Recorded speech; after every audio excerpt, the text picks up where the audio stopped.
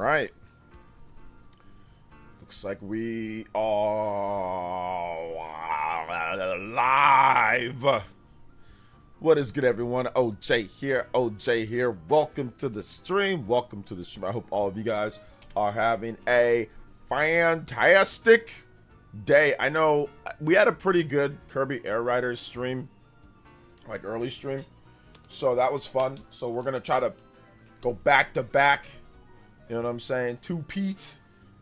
Michael Jordan 3-peat. We did the Tails Zelia.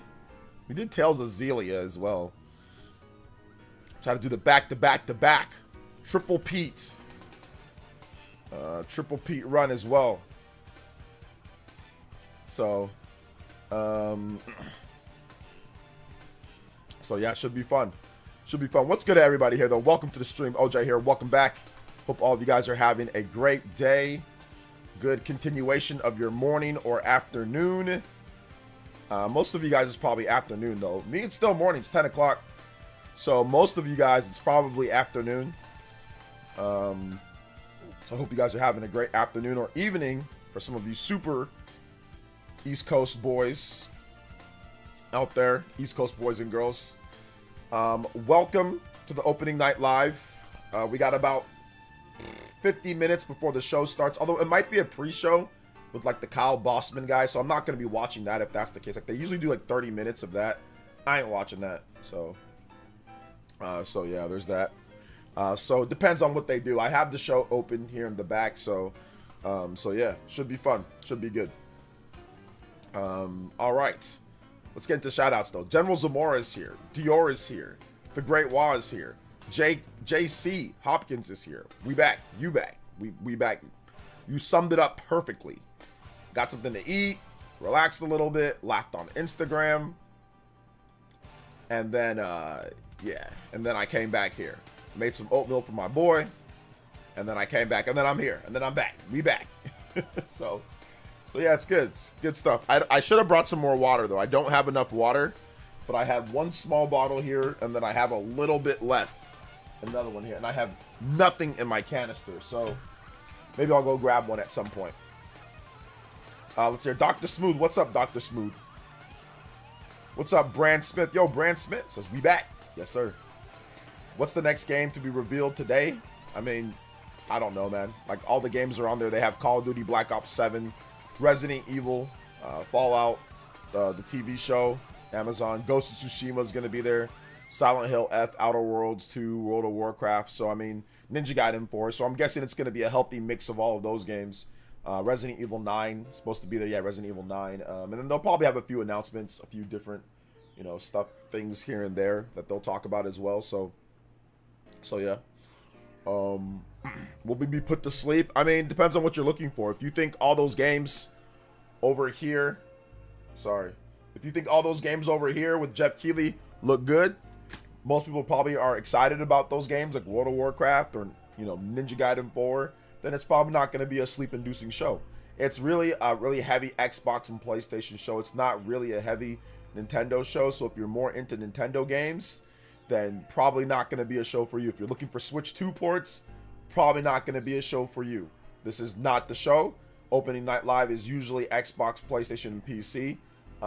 So I put that in the title this time because a lot of times people, they get upset or they say, well, why isn't there this? And I'm telling you that Nintendo does things differently. They have their own Nintendo Directs where they announce the bigger games and stuff like that. So they usually aren't at these opening shows. Now, sometimes they are, but most of the time they're not. I can't think of a single show that I can recall. Like, oh my God, yeah, that was great for Switch or anything like that. Like, I can't think of a single show in the Switch 1 era. That's why I don't remember streaming all the opening night lives because, don't get me wrong, I love the Xbox and PlayStation games, but a lot of them are just games that I have no idea. Like I've told you guys before and I'll tell you guys again, I don't know if PlayStation or Xbox games are going to look good. Like or if they're going to play good. I don't know.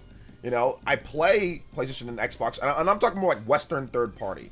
I don't know if Western third party games are going to be good. I have no idea. I mean, they could be good, but I have no idea if they're going to be good or not. If it's something like based off of what I played, then maybe I can tell. But a lot of the times, like, I don't know if they're going to be good, Like, Ninja Gaiden looks awesome. I know that. But, like, Outer Worlds 2, I mean, I played a little bit of it. I don't know if Outer Worlds 2 is going to be good or not. I mean, I saw the trailer. I mean, maybe. You know, Ghost of Tsushima looks cool, but it feels like Assassin's Creed to me. I mean, it's probably gonna be really good. You know, Resident Evil 9 is interesting because I do love Resident Evil, but I don't like first-person Resident Evil. And this game's a hybrid between you can play in first or third person, so they designed the game to be like a tweener. So I don't know if it's going to be what I want or not, because I don't like Resident Evil 7. I don't like Resident Evil 8, you know? So it's hard for me to tell. So I can't get as excited, you know, as some other people. Like, I don't care about Call of Duty. I don't care about World of Warcraft. I don't care about some of these games.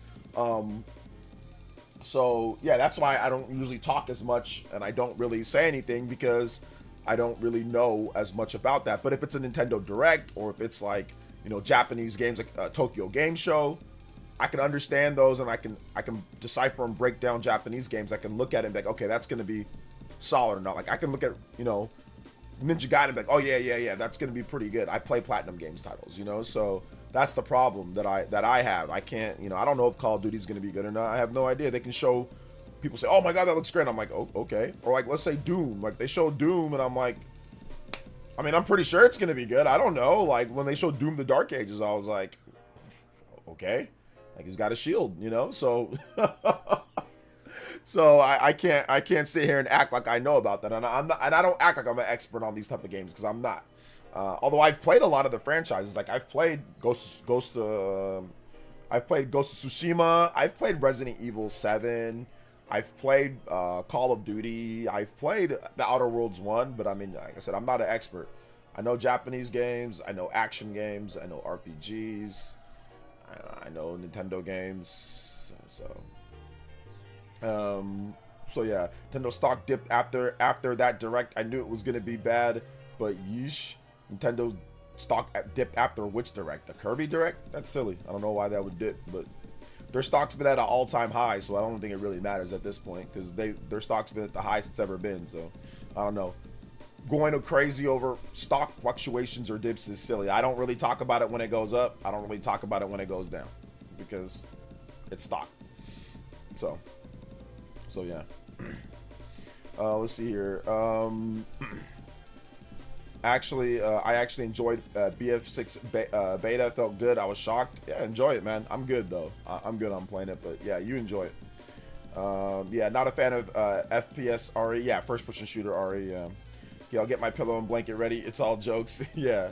Like I said, you might want to, you know, like I said, that's why I put it in the title. I put it in the title because people don't, you know, so I mean, obviously putting that in the title might drive people away from the stream, but I'll be honest with you guys. Like I said, I'm not a fraud. I'm gonna be honest with you guys, man. Like, I don't think there's gonna be much. Don't expect it, because if you look at the thing right here, none of these games outside of, I mean, Call of Duty's probably coming at some point, but none of those games are confirmed for Switch 2. So yeah.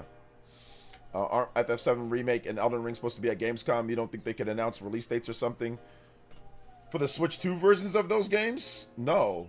I mean, they could, but I'm not expecting it to be in the show. No, I'm not expecting it to be in the show, but I mean, could they? Sure.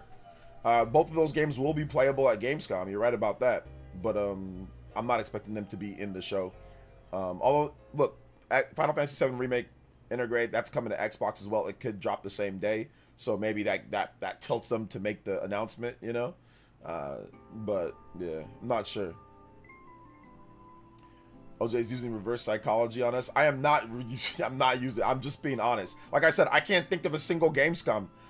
Dior had to remind me that I've streamed Gamescom every single year since 2019. Dior had to remind me. I've streamed it for 5-6 years, and I didn't even know. I literally forgot that I streamed it. I literally forgot that I streamed Gamescom every year since 2019. Because there's never anything that I remember. There's never any announcements that I know that are hype. There's never anything. Now, that doesn't mean that there's not a hype. It's not a hype show for people. That doesn't mean that, you know? So yeah. You skipped them, so Dior had to be there. Yeah. Yeah, we busy today, man. We got a lot of streaming today. It's fun, though. I gotta make a video, though. I just don't know if I'm gonna be, like, I don't know if I'm gonna, like, my left eye is starting to tweak a little bit. So I don't know if I'm gonna have the bandwidth to be looking at this computer screen after I'm done with the stream. So I don't know how long. I think we'll probably just go the length of the stream, then probably call it after that. Maybe we'll talk for a little bit afterwards. But yeah, like I said, this left eye is tweaking, so I think I kind of need to. I'll definitely take a day off tomorrow so my eye can recover. But yeah, we gotta wait and see. We gotta wait and see what's gonna happen with this show. Yeah, I have a work switch to dock. One dock to another dock. Like my dock is right here for my hooked up, and then I have a dock on my TV right over here. So yeah. I think I need a new light though. I think I need a new like a ring light, like a better ring light that's kind of chill on the eyes a little bit better. I need to definitely change up the lighting inside the room. Like the lighting in here needs to be changed. I need to get rid of the green screen. I need to change the lighting. And I need to make it a bit more like vibe. Like I want to kind of have it more of a bit of a vibe more so than anything. Like this works for what we've been doing. We've been doing it for over a year plus, but I've been super lazy on the whole room thing because I got these wooden planks, like these soundproof planks that look great, but you know, I need to cut them and I need to size them up, and I've just been lazy on that. But I've got some Persona artwork, I've got some Xenoblade artwork, I've got some like Smash Brothers artwork that I can put up so I can make the room look better. I just gotta, you know, actually do it. But yeah, I gotta get that done ASAP. So I might take tomorrow off to get that done. To finally just get that done. Like if my wife doesn't want to like help me cut the thing, like I can just cut it myself. I got a power saw thing. I'm just gonna cut. I'm gonna size it up. I'm gonna cut it, and I'll just get it done myself. I'll just put them up, nail it into the thing there. Hit them with the nail gun that we got, and then we'll just get things going. We'll get things popping from there. Then I need to get some new lighting. Maybe I should probably buy it today. Maybe the lighting will get here by Thursday. So get some new lighting, get it like a little like neon vibe going like I had in my old room, and get rid of this green screen. And so I gotta have, because this light is specifically for this green screen. But if I had like a vibe room, you know, I can have like a little bit of, I can point the light away. I can have the light in the background. I mean, it'll be a bit darker in here, but it'll still be good though, you know? Yeah, a little bit more cozy, a little bit more cozy. Let's see, damn, you were live this morning too, OJ, man of the people. Hey man, we out here. Glad you're keeping the traditions and streaming this, even if you don't remember. Yeah. I don't remember streaming. I mean, I remembered that I streamed it, but I don't remember. I didn't know that I streamed it 2019, 2020, 2021, 2022, 2023, 2024. So I streamed it 6 times. So I streamed it 6 years in a row, and that's what I swear I did not remember. I swear I'm thinking, hey, I streamed it sometimes, but I didn't know it was 6 times in a row. So this is actually the 7th year. Yeah, 2019, 2020, 2021, 2022, 2023, 2024, 2020. This is the 7th year that I've streamed this. That's insane, because I don't remember a single one of those damn things. Like I remember us talking about it and me streaming some, but I don't remember a single game. I don't remember a single thing from any of those shows. Like not a single thing. I can't think of a single game that was, oh my god, that was hype. I was announced at Gamescom. Like I can't think of a single thing.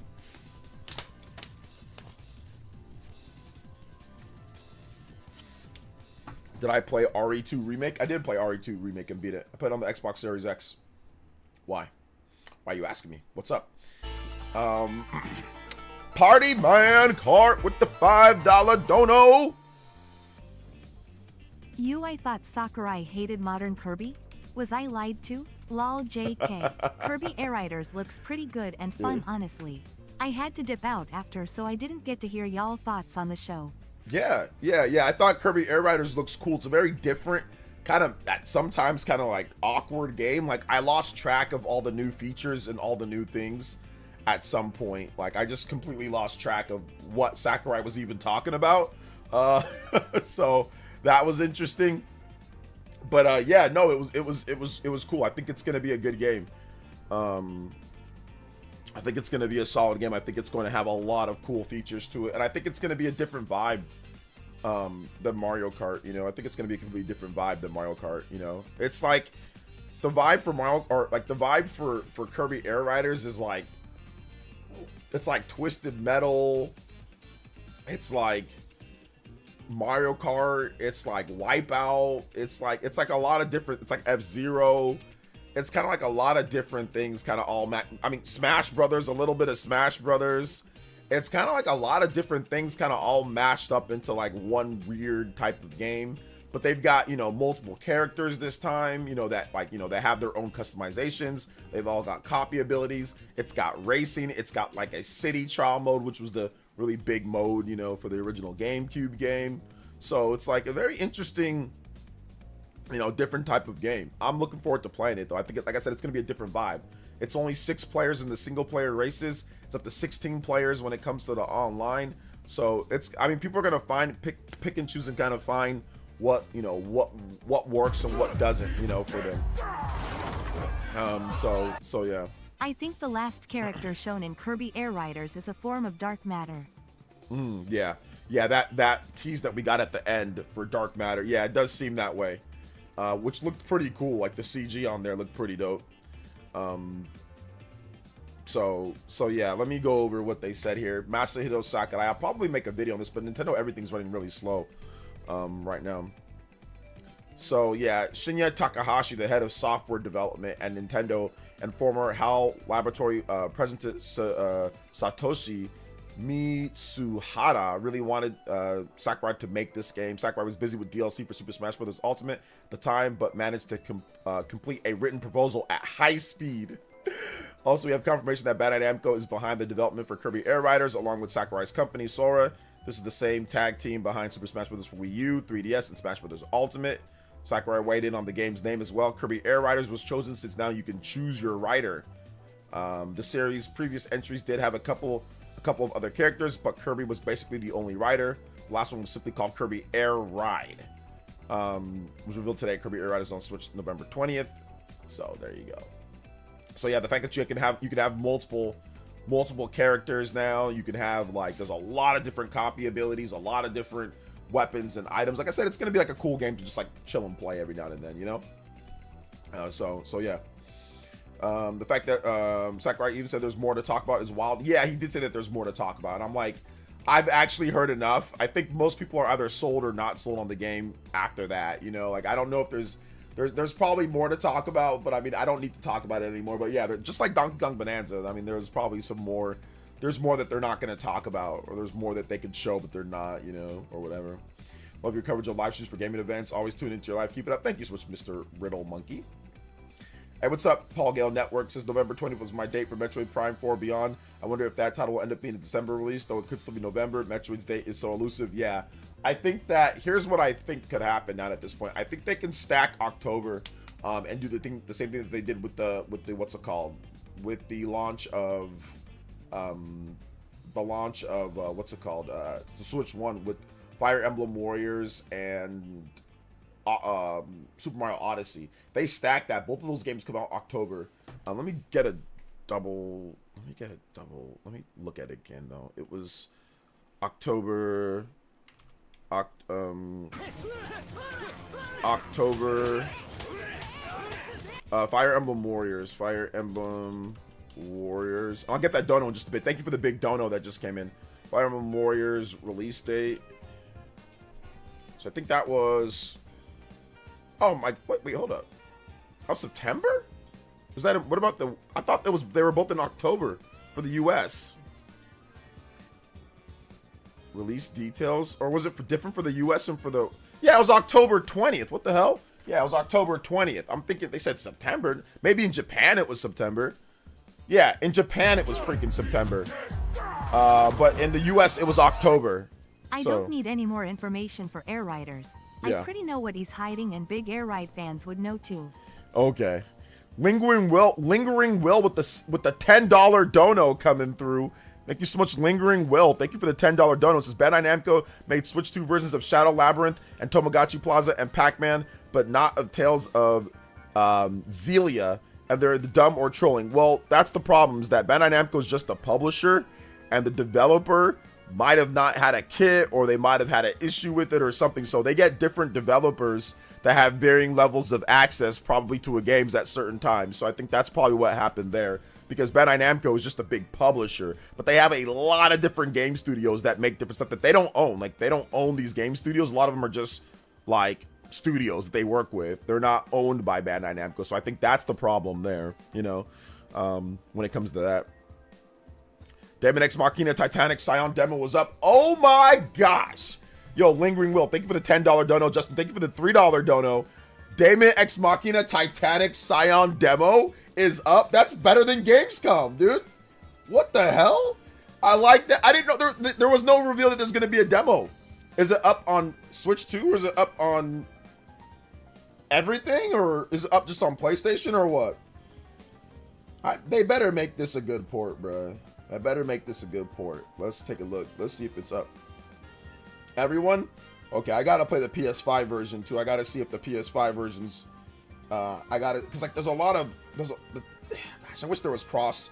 I would buy both if there was like cross whatever. I would totally buy both and just freaking play the PS5 version on my TV and then transfer it over to my Switch too when I'm done. And I want to play portable, but there's probably no cross play or cross save. Yeah, this is definitely better than what's it called? Than Gamescom. I didn't know there was a demo. So all right, we're gonna download the demo, guys. We're gonna download the demo. I got the demo downloading right now. Got the demo downloading. It's good to play the Switch. I haven't played the Switch in a few days. It's been a while, so it feels good to hold the system in my hands and play. I feel like playing Donkey Kong Bonanza right now and playing more of Mina the Hollower demo. But man, work's been kicking me in the butt, man. Two things that have been kicking me in the butt recently. Two things, guys. Inflation, old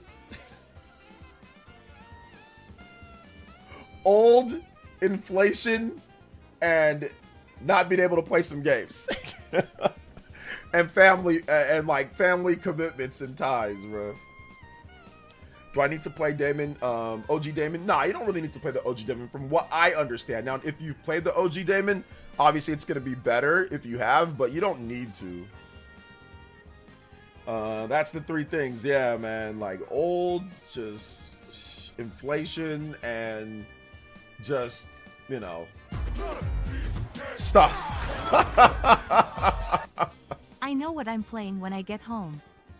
Yeah, absolutely. Yeah, that's the best thing right now today. Outside of the Kirby stuff, that was great. But I mean, in terms of this stream, the best thing in this stream is the fact that Daemon Ex Machina Titanic Scion has a demo up today. A surprise demo. I guess they wanted to do it during opening night so they can get more people excited about the game. I don't know. The timing was definitely planned on purpose. So maybe there's a trailer that says opening night live demo, Daemon Ex Machina's here, you know, you can play. I don't know. Nate, but it's just, man, I don't understand why. I mean, that Nintendo did not have that game in they should have had that game in their partner showcase for a little bit of extra publicity. You know, I think they should have had that game because the game drops on September 4th. I don't think there's going to be another Nintendo Direct before September 4th. September 4th is, yeah, the game drops in 2 weeks. And I don't think there's going to be another game or another presentation in 2 weeks. So we don't get a last look at it. But so people, I mean, that's the type of game that needs as much promotion as possible. Daemon Ex Machina, the first game, got so much more Nintendo promotion because it was an exclusive first and foremost. So that's the only problem. But I'm hoping people check it out.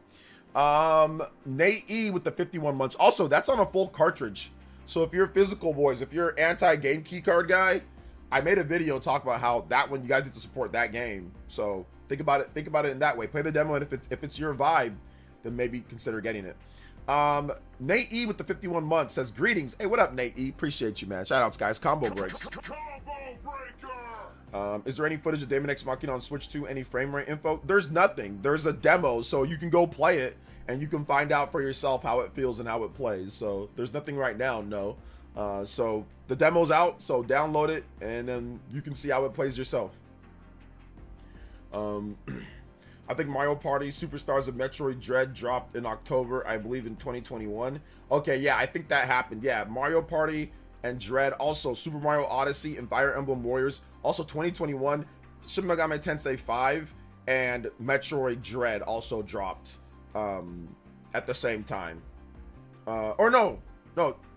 Mario Party, yeah, there you go. Yeah, Mario Party Superstar. Yeah. So I think SMT Vengeance, SMT 5 was a little bit later. Remember me from yesterday? I still won't forget what you've done to us. Watch while our game is showed off today and you'll forget about that Kirby game. Okay. Shout out. Sorry to Metroid super fan. Let's go. Yeah, SMT was November. So they had it. It was like Mario Party Superstars. It was Metroid Dread. Then it was SMT, all kind of like back to back to back, which was pretty cool. Yeah, okay, it was SMT5 and Pokemon Brilliant Diamond Shining Pearl in November. There you go. So, dude, this could very much be like 2020. 2021 was insane. That was an insane last... Oh my... Yo, think about that for a second, guys. That was a pretty crazy last portion, right? You had Mario Party Superstars. You had Metroid Dread. Then you had Pokemon Brilliant Diamond Shining Pearl, or SMT5 Pokemon Brilliant Diamond Shining Pearl, within a span of 2 months, a month or two, right? You had 4 games that were all pretty highly anticipated by many people. So yeah, I think they can do the same thing here. I think October could be a month, or even November. I think they can do November with Metroid. Metroid could come out early November, and then they hit you again right before Black Friday. That is highly possible, that they just drop Metroid Dread or Metroid Prime 4 in early November, and then November 20th right before. So you got two games before Black Friday, because I think Nintendo thinks, okay, there's going to be elevated sales anyway, and they've done it before, so that's definitely a big possibility. I want the next 3D Mario next year. Well, we'll have to wait and see. Winning's my name. Shout outs to Shala Jakin with the 82 months with the Jonas says, wow, wowzers. Is it possible to get a Mario Galaxy 2 drop in this presentation? This presentation? No, Winning's my name. Why would Nintendo drop Mario Galaxy 2 at a opening night live? I literally just said in the title, read the title. Don't expect Switch 2 games. I put that in the title for guys just like you that come here and ask questions just like that. No, no, it's not possible. No.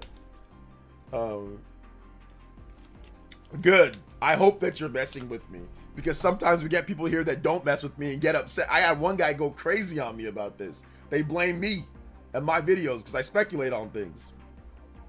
Do you think Bonanza is a good replacement for 3D Mario? It's not a replacement for 3D Mario. It's a game that they did, that they wanted to do. So it's not a replacement. 3D Mario is still coming. So it's not a replacement. If you think that Nintendo's not working on the 3D Mario, you're insane. If you don't think that there's a 3D Mario that they've already been working on, you know? So no, it's not a replacement. It's another game. Donkey Kong and Mario are not the same IP. Yes, made by the Odyssey team, and that's fine. But Donkey Kong and Mario are not the same game. It's a very different game. So it's not a replacement. It's just another game. Just like on the Super Nintendo, Donkey Kong Country was not a replacement for Super Mario World. Donkey Kong Country, there was multiple Donkey Kong Country games. There was multiple Mario games. You had Super Mario World, you had Super Mario World 2, Yoshi's Island, you know, Donkey Kong 64 and Mario 64. Like, they're not the same IP. Not anymore. I mean, they came from the same IP, but they're not the same game. They have different gameplay. Let's see here. So the Switch 1 versus Switch 2 lineup discussion was interesting. Also, I can see why someone likes Switch 1 lineup more in some ways, but we haven't seen the full year lineup for Switch 2. Well, we know the full year lineup for Switch 2. We know it.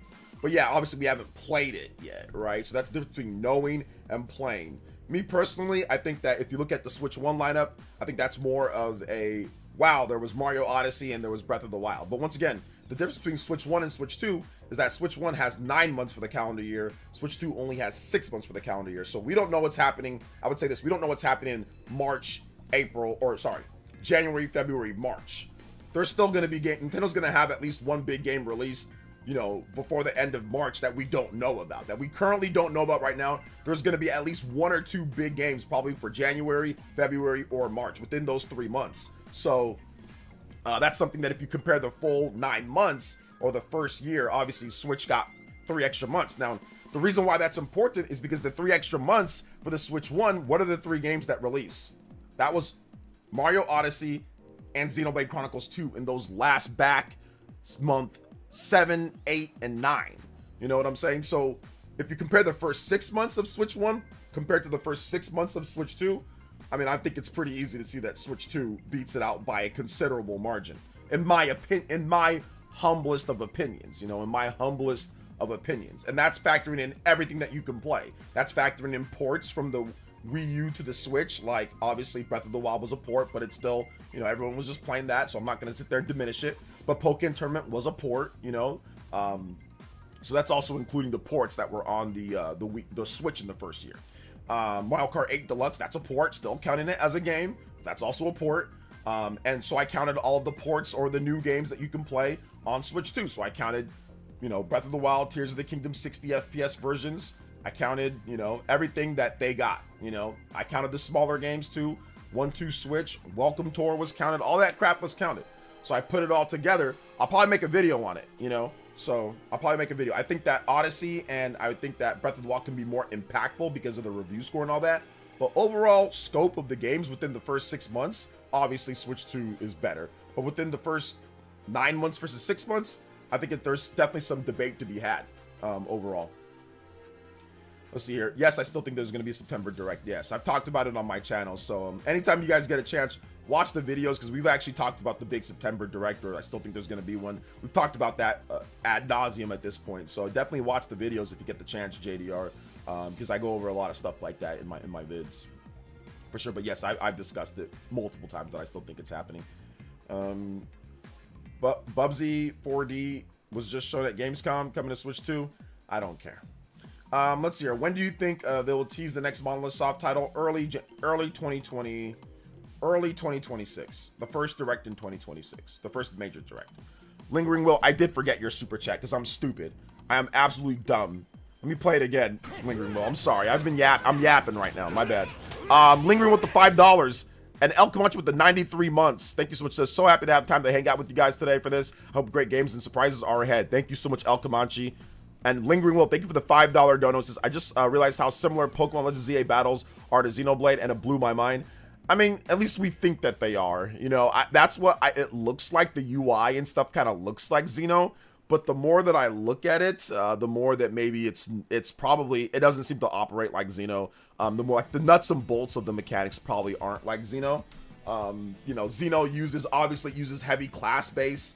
And, you know, dodging like tanks and stuff like that. Whereas Pokemon Legends Arceus, I think it might have some of that built in depending on the move, but you actually physically have to move out of the way to not get hit, you know, like with some things. So that's very different from Xenoblade, where Xenoblade, you actually, I mean, yeah, there is a radius that you can, you know, be away from where a move won't hit, but you can not be anywhere near the person and the move hits them. So very different in the nuts and bolts of how the mechanics work. I don't think it's going to be the same at all.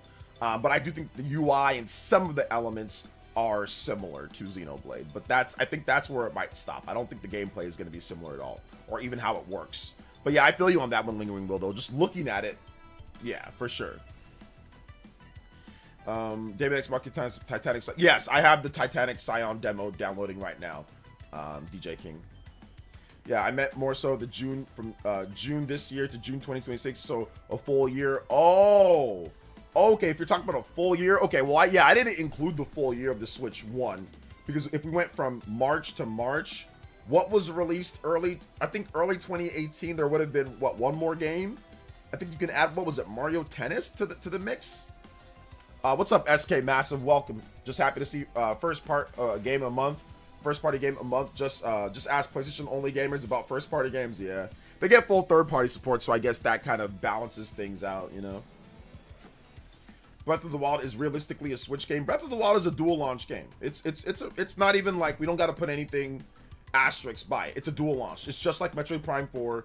It's just like Pokemon Legends ZA for the Switch 2, you know. But I think that the biggest difference between Breath of the Wild on the Wii U and 3DS and talking about that game compared to the Switch 2 has a significant advantage over the previous generation. And I'm not just talking about portability play, right? Like, obviously, Switch 1, there's portability play. Switch 2, there's portability play. But the graphics and the game itself, technologically, is superior. The gap is much bigger than Breath of the Wild on Wii U compared to Breath of the Wild on the Switch 1. Yes, Breath of the Wild on Switch 1 runs better, looks a bit sharper, but Metroid Prime 4 runs significantly better and looks significantly sharper than Metroid Prime 4 on the Switch 1. Pokemon Legends ZA looks significantly better resolution-wise and runs at double the frame rate. Like, this is not a small few frames here and there like we saw with Breath of the Wild on Wii U compared to Switch 1. This is like doubling of the frame rate. So the significance of the Switch 2 version and what is better jumps up. Mario Kart 8 on the Wii U compared to Mario Kart 8 on the Switch, it's pretty much the same. Now, the Switch version does fix the 59 frames glitch thingy, but they play pretty much the same. I mean, there are a number of differences that was added in. Like, there are some differences, don't get me wrong, and they did patch things, but from a technical perspective, the jump isn't that big, right? But the jump from Switch 1 to Switch 2 for port games that are essentially Switch 1 games, then put on Switch 2 and dual launched, is significantly bigger. Like, that cannot be understated, how much bigger the jump is.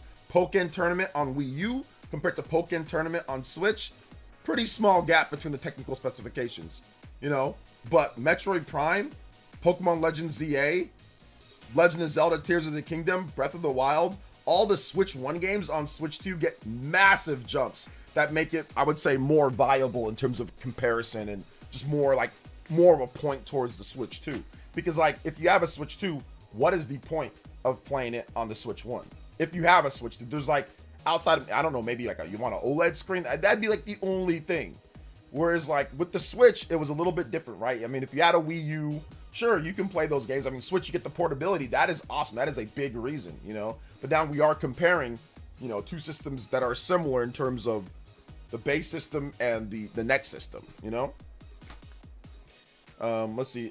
It's a Wii U game running on Switch, Breath of the Wild. Essentially, yes. I mean, it's ported over, but yeah, it's essentially that. But, if you look at, Metroid Prime 4 is a Switch 1 game running on Switch 2. It is. It's just that. Although, yes, there is a Switch 2 version of the game, but it's an upgrade. They take the game, they say, oh, okay, you have the logic to make it. You buy this little download thing, this little pack, and it upgrades the game. It upgrades and it adds in the thing, right? Or they have the upgrade pack on the cartridge. So it's essentially just the Switch 1 game. That's why the Switch 2 editions play on Switch 1. It's like smart delivery. It'll play on whatever one you want it to play on. A lot of the Xbox One games were smart delivery games, right? Where it's like, oh, well, it just looks a little bit better on Xbox, or it looks better on Xbox Series. It's the same thing, with the Switch 2. But the difference is that it's significantly better than what we got, with Switch 1. Switch 1, Breath of the Wild runs a little bit better, it looks a little bit better, but it's not a significant jump. This is a significant jump from Metroid Prime 4 on Switch to Switch 2. It is a massive jump to be able to play at 4K 60 compared to probably 900p 60 FPS. Especially for a first-person shooter, you might want that extra clarity in frames, or you can play at 120 frames. Or Pokemon Legends is the biggest one. Playing an action RPG like that at 30, I mean, I can do it with Xenoblade, it can be done, but we've all stated that we wish that Xenoblade was 60. I mean, we've all said that. And yes, don't get me wrong, I love Xenoblade, you guys know that, but I said that was probably the biggest issue was that the 30 FPS. Now, it's not as big of an issue because the way that the game plays, but I mean, we'd all want it to be at that 60, right? So, to me, the Switch 2 has a decisive advantage when it comes to that. Now, listen, guys, you guys know me, man.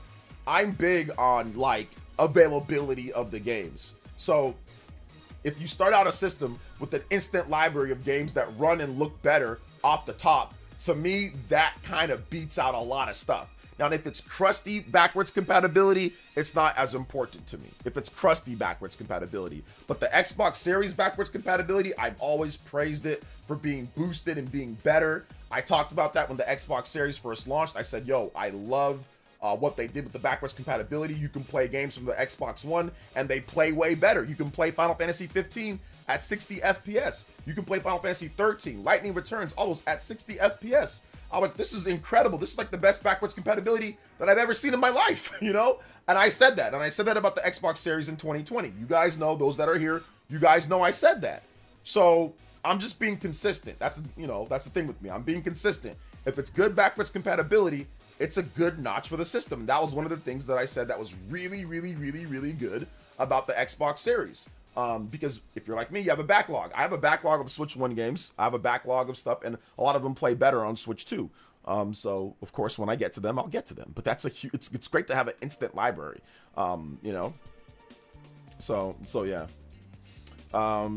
Switch 1 only has the edge with games that are more impact. Breath of the Wild, Mario Odyssey. Switch 2 lineup overall is better, as well as other factors like quality of games and such. Yeah, I think that impact when it comes to Odyssey and when it comes to Breath of the Wild, although I will be honest, guys, I'm going to be completely honest, and I'll say this in my review later. There are a number of things that I like about Donkey Kong Bonanza more than Odyssey. Like, there are more things than I thought that I would say, but Donkey Kong Bonanza, in terms of collecting everything and 100%ing and the content, has been a lot more fun to do than Mario Odyssey. Mario Odyssey might be one of the most frustrating games to 100% that I've ever played in my life, and to the point to where sometimes it just flat out wasn't fun. And I think that's the difference between Donkey Kong Bonanza and Mario Odyssey. When it comes to some things, not everything. I don't need a guide for Donkey Kong Bonanza. I don't need a strategy guide. I don't need to look up things on the internet. Mario Odyssey, it was disjointed for me because I constantly needed to look up exactly how this moon works or what to get or where it's at because I'm stupid. Donkey Kong Bonanza streamlines it and makes it so much more fun just to be able to play and figure that out yourself. So I will say that there are a number of things that I do like about Donkey Kong Bonanza more than Mario Odyssey. Not saying that it's a better game, but there, like I said, there are a lot of things that I like more. A lot of things. So yeah. Nintendo's being betting a lot on Kirby Air Riders as their main November game. Bearing any surprises? I don't think Nintendo's betting a lot on Kirby Air Riders being their main November game. I don't think so. I think there's going to be something else, but I think that Nintendo's banking more on actually Pokemon Legends Arceus. Sorry, not Pokemon Legends ZA being their big game, because that bundle's still going to be available. And if you go back to the Switch 1 era, Nintendo had 0 games in November. They didn't have a single game in November. Now, Odyssey did launch late, so that was kind of like a November game, but they actually didn't have any November games at all. So just because there's a game that comes out in November, that doesn't mean they feel like, oh, that's going to be the game that we're banking on. What they're going to be banking on is all the stuff that already released. It's going to be, the best-selling games are going to be Mario Kart World, Donkey Kong Bonanza, and Pokemon Legends ZA for the holidays. It's not going to be Kirby Air Riders. It's not going to be Metroid Prime 4. It's not going to be anything else that they think of. The 3 main games for the holiday period, just like Switch 1 in the holiday or November, was Mario Kart 8, Legend of Zelda Breath of the Wild, and Mario Odyssey. Games that were not released in November. So I think it's the same thing there. They're not banking on that. It's just the game that they released it in November. But I don't think that's the, they're like, oh my god, we gotta stick to November, that's going to be the game. No, it's going to be Pokemon Legends. It's going to be Mario Kart World. It's going to be, you know, Donkey Kong Bonanza. Those are going to be the games that sell the system more so than anything released in November, just like Switch 1. Like I said, there was no actual first-party games released in November for Switch 1. But what were the best-selling games in November for Switch 1? It wasn't anything that was going to be released in November. It was Mario Kart 8. It was Legend of Zelda Breath of the Wild, and it was Mario Odyssey. Those were the games that, you know, and like I said, there was no first party games released in November. So yeah. See, people think November games is the key game, and no, the IP is the key. Yeah. November is not some type of, like, we're gonna have our strongest game and it's gonna release at this time period and we're gonna bank on that. That's just not how Nintendo's ever done November. There's been some times where they have, but I mean, think about it for a second, right? You look at something like Super Smash Bros. Ultimate, that was their biggest game, and that game came out in December. You know what I'm saying? Like, that was a December game. That was not a November game, it was a December game. Now, Reggie wanted it in December, but Pokemon came out that year. That year, it was Pokemon Let's Go. So Let's Go got the November thing, but clearly, Super Smash Bros. Ultimate was the game that was, you know, that was great. So November, that just because it's November's not like, okay, we're gonna bank on everything on this. That's not how Nintendo does it. They'll put a game afterwards. They'll put a game before it, and the games that are the evergreen games, those are gonna be the games that sell the system. You know. So yeah, I'm not gonna 100% agree with that. But yeah, ZA, it's gonna be ZA. It's gonna be Mario Kart World, and it's going to be Donkey Kong Bonanza. I predict that those 3 are gonna be the biggest selling games even in November. Those are gonna be the biggest selling games. You know what's going to sell this holiday? Mario Kart. They don't need any November game. Well, that's what I'm saying. Yeah, I'm just going off of what happened with Switch 1. Switch 1, the biggest selling game was Mario Kart. Mario Kart was the biggest selling game in November for Nintendo on the Switch 1 in 2017. It was Mario Kart and it was Breath of the Wild. It wasn't anything that released near November. I mean, Mario Odyssey was a big seller, but Mario Kart did better. And obviously, Legend of Zelda did better than Mario overall. So...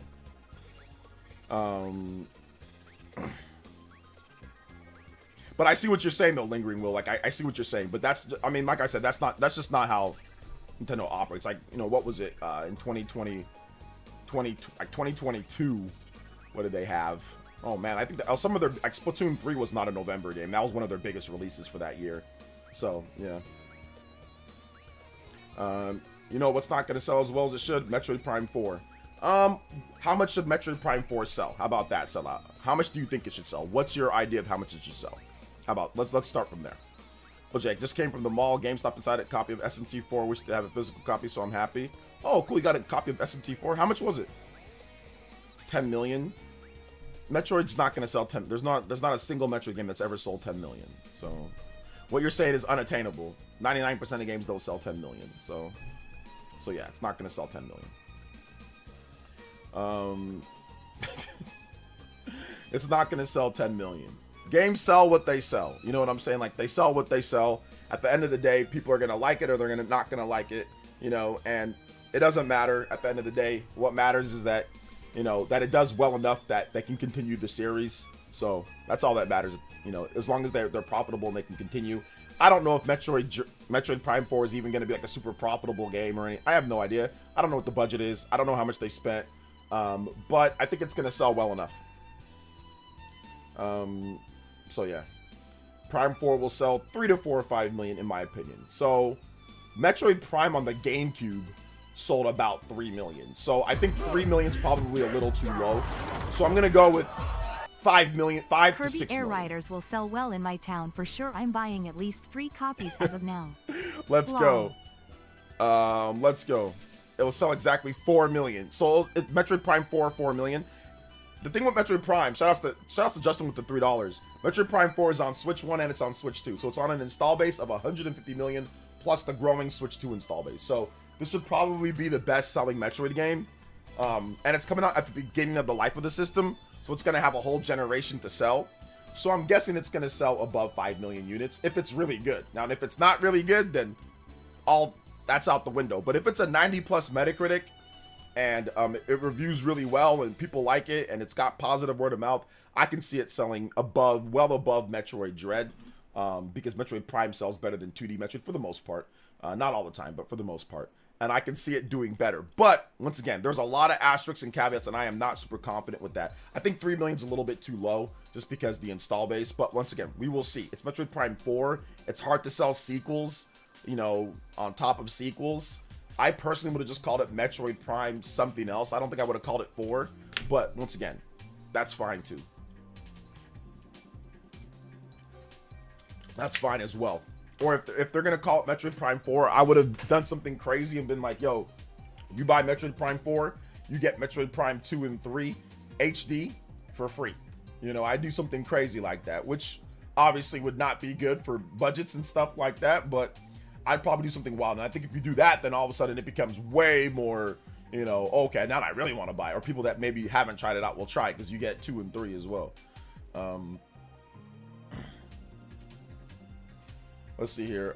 Switch Big Holiday, Bayonetta 3, Sparks of Hope, Scarlet and Violet. Scarlet and Violet was the big game there. Pokemon, once again, like Nintendo wasn't banking on Bayonetta 3 or Sparks of Hope, you know, moving systems like that. The big game where they knew that was going to move systems was Pokemon. That was the big game, you know, in 2022. 2022 wasn't a bad year either, though. Xenoblade 3, Splatoon 3, Bayonetta 3. Those are all 2022. Yeah, Sparks of Hope, Scarlet and Violet. It's not bad.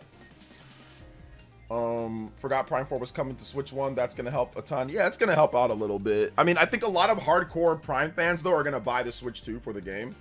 You know, there's not a ton of Metroid, like hardcore Metroid Prime fans, but I think that the ones that really want to experience Metroid Prime are going to buy a Switch 2 for it. Like, I think that's going to be like, okay, I'm going to buy a Switch 2 for Metroid Prime.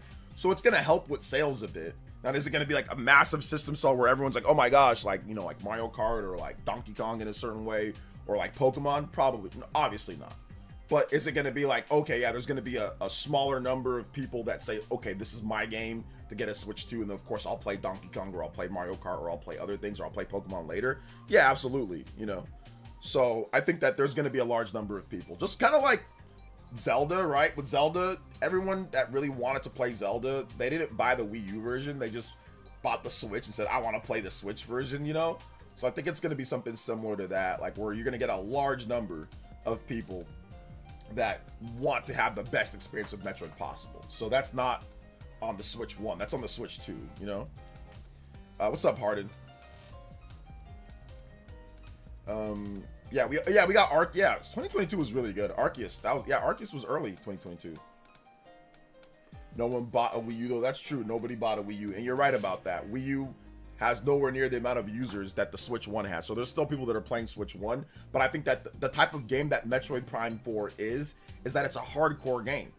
It's for the core gamers out there. It's not a casual, oh, I just like to play Mario Party and, you know, I just like to play, you know, Animal Crossing. I just like to play some of the more casual line games. This is a core game that people actually like the graphical capabilities of it. Metroid Prime, the original, was a graphical beast on the GameCube. Now, unfortunately, I think that Metroid Prime's like luster lost a little bit of shine when it looked exactly the same for the next two entries. I think that was the problem. Metroid Prime 1 looked like Metroid Prime 2. Metroid Prime 2 looked like Metroid Prime 3. Metroid Prime 4, on the Switch 2 at least, has a significant technical leap over Metroid Prime 1, 2, and 3. Even Metroid Prime 4 on the Switch 1 has a big jump. Graphically, it looks a lot better than Metroid Prime 3. So I think the biggest difference now, though, is like, how far do you want to take that? People have been waiting for a long time. People love Metroid Prime. I think a lot of these guys that have been waiting for Metroid Prime, they're not going to play that on the Switch 1. That's a waste. Now, for the people that are on the fringe and haven't picked up a Switch 2 yet, yeah, they might pick it up on Switch 1 and say, okay, I'll check it out. Maybe it sells, you know, a couple 100,000 units. But I think the bulk or the majority of Metroid Prime 4 sales are going to be on Switch 2, because that's where the fans that truly love Metroid Prime, which there isn't like a ton of them. It's not like it's, you know, Mario or something. They're going to be like, okay, I need to get a Switch 2 for this game, you know? So I think because of the technical aspects of it, I can play it at 120 FPS. I can play it at 4K. It looks way better, you know? So yeah. Prime 4 looks like Prime Remastered. It actually looks better than Prime Remastered. Watch the gameplay demo. Watch the gameplay demo on the Switch 2 and compare that to Prime Remastered, and it looks better. I mean, once again, you don't got to take my word for it. When Digital Foundry comes out with their analysis and all that, they'll analyze the game and they'll be like, here's all the technical specifications. They'll have that one guy that looks like the Penguin. That dude, the technical specifications, that's gonna look way better here. He'll start breaking down how it looks so much better and all that. So I mean, I don't even gotta sit here and argue with you. Don't worry, you'll be wrong later. So yeah. Especially Metroid Prime, low-key, I find the Prime games to be more challenging than the 2D games. Prime is like sometimes in it like more challenging because of how you have to move in the game, you know. So yeah.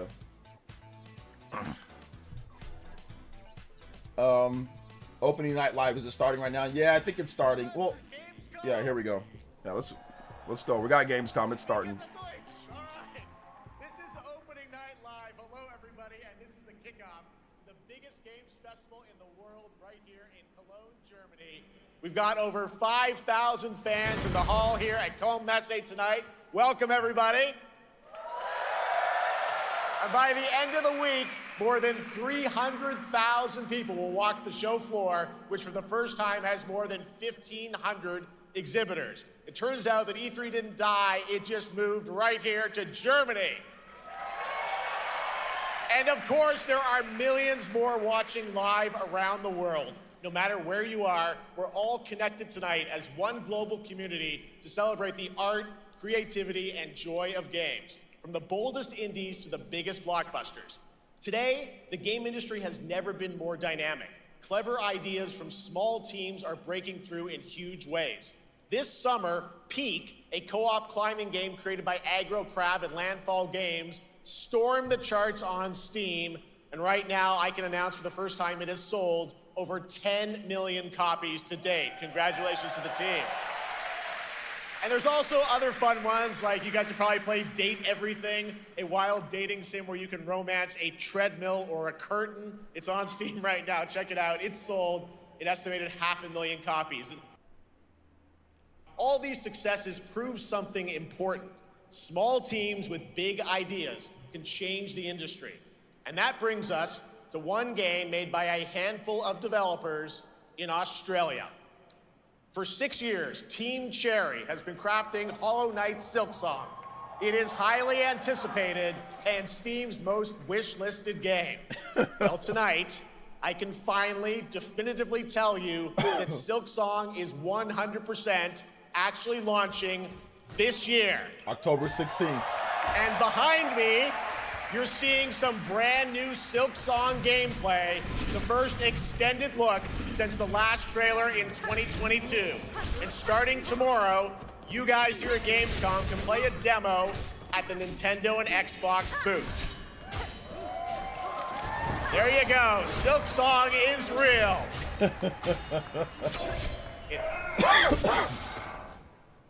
It's good. And on Thursday, Team Cherry is going to be sharing some news as part of a YouTube premiere on their channel, so make sure to check that out. Tonight, we'll give you a first look at this holiday's biggest games, like Call of Duty Black Ops 7 and Ghost of Yotei, plus major news on Prime Video's Fallout Season 2 arriving in December. And later, we'll have a special performance of the music of Claire Obscure Expedition 33, one of this year's most celebrated games developed right here in Europe. That's winning game of the year. A brand new look at Resident Evil Requiem from Capcom, and the world premiere of the opening cinematic from World of Warcraft Midnight from Blizzard.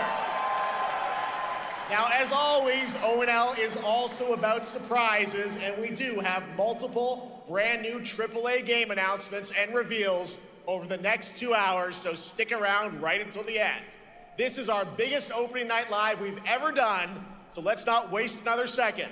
It all begins with this.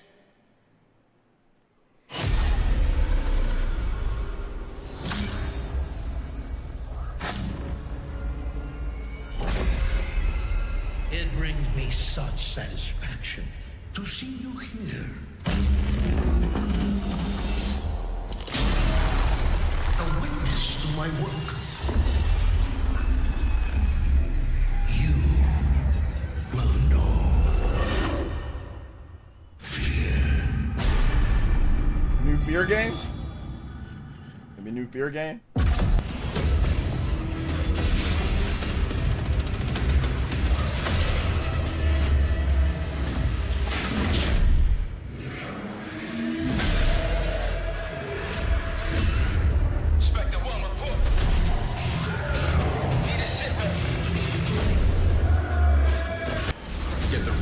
Challenge pack when you pre-order now.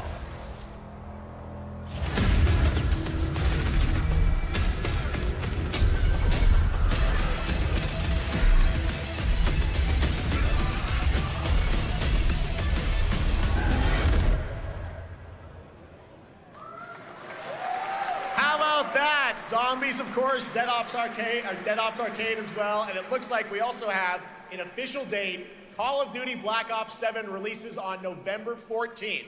And to tell us more, please welcome Miles Leslie from Treyarch and Natalie Pohorsky from Raven to Opening Night Live.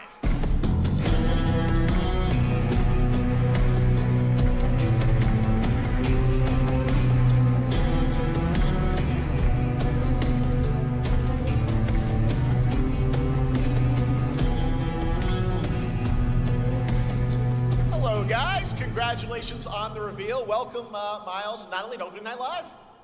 Thanks for having us. We're very excited to finally talk about this game. Yeah, excited. Let's get into it. All right, well, that trailer was obviously intense. Black Ops is back. Like twisted world of Black Ops as always, and it looks like you're definitely pushing the envelope again. Absolutely, Jeff. It's been a long road, and we're thrilled to finally be sharing what we've been building. Black Ops 7's got a bold vision of the future. We're diving into 2035, and it's a future that feels real, just out of reach, but it's twisted in only the ways Black Ops could. And, you come to expect what you got there. It's a world of fear. The shadows are gone. Nothing is what it seems. Yeah, 2035 setting. So the question is, we're wondering, how does Menendez, how does this all fit into the Black Ops timeline? Yeah, so we're pulling threads from Black Ops 2 and Black Ops 6, but don't worry, don't get it twisted. This is a beast of its own, Black Ops 7. We're stepping into a world spiraling from the return of Raul Menendez and the consequences of the past. All right, well, I'm curious who the protagonist is, so you can tell us who's stepping into the light in this game. Yeah, David Mason returns, but he is not the same. He's carrying deep scars. Some you can see, some you can't. and he's got a new team with him, and every mission, every move is a test. Now, And what we're makes the story also- stand apart? Yeah. We're also introducing the Guild. Yes. Important to mention, a global tech force that claims to be humanity's last line of defense against this mysterious threat. And their CEO, Emma Kagan, is a visionary leader with a clear mission. But how she chooses to confront this crisis is often at odds with David and his team. So it's not a battle of good versus evil, it's a clash of philosophies. What kind of future are we building, and who gets to decide? All right, so some deep thoughts there. So yeah, tell us about how does this story stand apart this time? It's the characters. Okay. So the story is about identity, memory, and consequence. And we've crafted this cast like pieces of a puzzle. So each one has a reason to be there, and each one brings something unique to the table. And we've also got our central city of Avalon, which is more than just a backdrop. It's a living, breathing space that evolves with the player. And it's also where our story roots take hold. All right, well, one thing we want to talk about is gameplay, and I understand you're doing a co-op campaign for this one? That's right. From the start, we wanted to make a bold change with the campaign. Black Ops 7 can be played solo or up to 4 players. It's a shared experience, and every mission has been handcrafted for variety. Tone, pacing, gameplay location. You're going to be running on the rooftops of Japan, exploring the Mediterranean coast, and then diving deep into the human psyche. All of it has been crafted to really add clues to the story and offer their own gameplay focus. Wow, so wild story, co-op campaign, you are definitely pushing boundaries this time. Yes, we are. Black Ops 7 is all about innovation across the entire game, and not just in gameplay, but in how we tell stories, how we connect players, and how we build worlds. And this is just the beginning. There's more to come at Call of Duty Next, including multiplayer and zombies. But for now, we hope you guys are excited to step into something new and experience something truly unforgettable. Amazing. All right, Call of Duty Black Ops 7, thanks so much, guys. And now, here's a behind-the-scenes look from the rest of the Call of Duty development team. Thanks, guys. Black Ops 7 brings an all-new way to play the Call of Duty campaign. This time, you're not going in alone. You have the option this year to play solo or up to 4-player co-op start to finish. You can bring your friends, you can make some new ones, and there's a whole bunch of adventure even after the story. For solo players, we really make sure that they can engage in the campaign the way they want to and feel like they're truly playing a Black Ops story. What's going to be fun is having each player in your squad gravitate towards their own play style and then really playing it off of each other. We've crafted this as an inherently social mode that features the amazing linear Call of Duty missions that our community loves. Mission variety is at the core of the Black Ops 7 campaign. The pacing shifts between high-intensity combat, stealth-driven objectives, and deeply psychological sequences that challenge your perception of reality. Avalon serves as the narrative's anchor throughout, but the campaign stretches far beyond its borders, both geographically and thematically. It's dynamic and full of opportunities to explore, experiment, and experience the story in new ways. And in the culmination of the co-op campaign, we're unleashing something bold, the end game. It's a proving ground to put everything you've mastered throughout the campaign to the test. The end game is a brand new PvE social experience where you and your squad will need to survive overwhelming odds, adapt under pressure, and break the rules of what you thought a campaign could be. Each run is a new step in your power journey as you wield personalized abilities and face unexpected challenges. And here, all of Avalon opens up. It gives us a lot of freedom to have some fun with the gigs, player movement. Players really can turn the map into their playground. This is your chance to explore the world beyond the mission.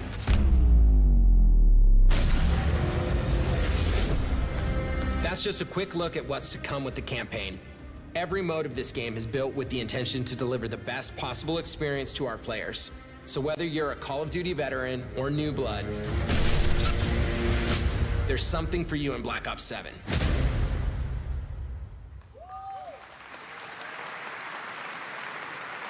All right, for much more on Call of Duty Black Ops 7, make sure to watch the full-length Black Ops 7 Direct and tune into Call of Duty Next on September 30th. Still to come, we'll have news on Fallout Season 2 and the announcement of a brand new game from adventure game legend Ron Gilbert. I grew up playing his games, and I can't wait to show you his next unexpected creation a little bit later. All right, who's ready for our first brand new game announcement of the night? I figured you'd feel that way. Well, to do the honors, please welcome back to ONL one of the most respected and recognizable hosts in esports. She's my co-host, Shox.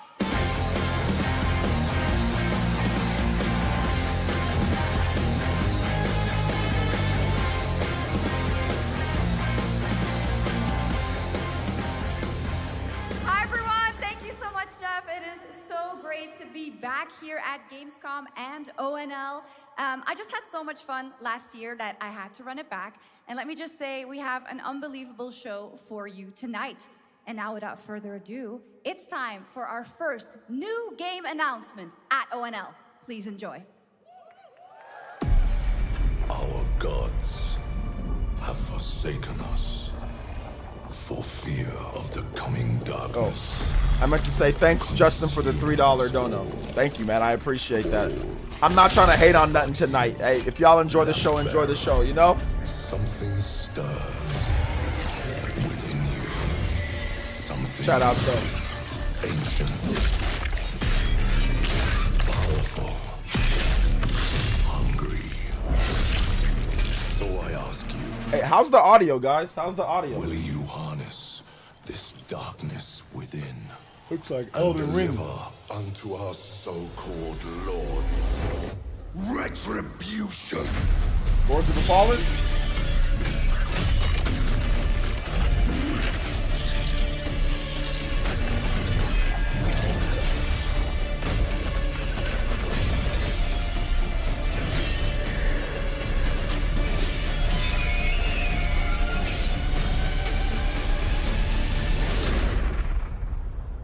Should you fall, the world falls with you.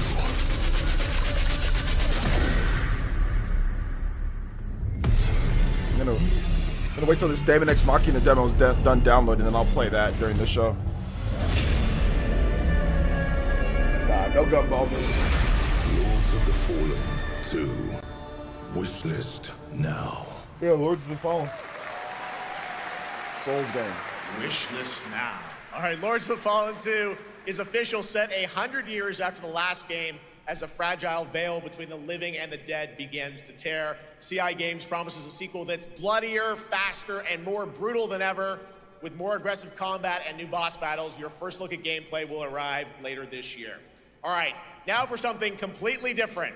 This next game won Game of the Year at the Game Awards and comes from one of the most celebrated studios on the planet.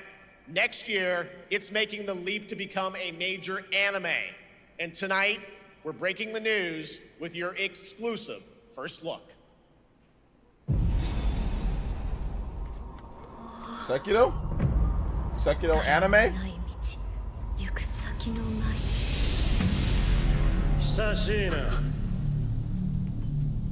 This animation looks... I don't know, there's something weird with it, but it's okay.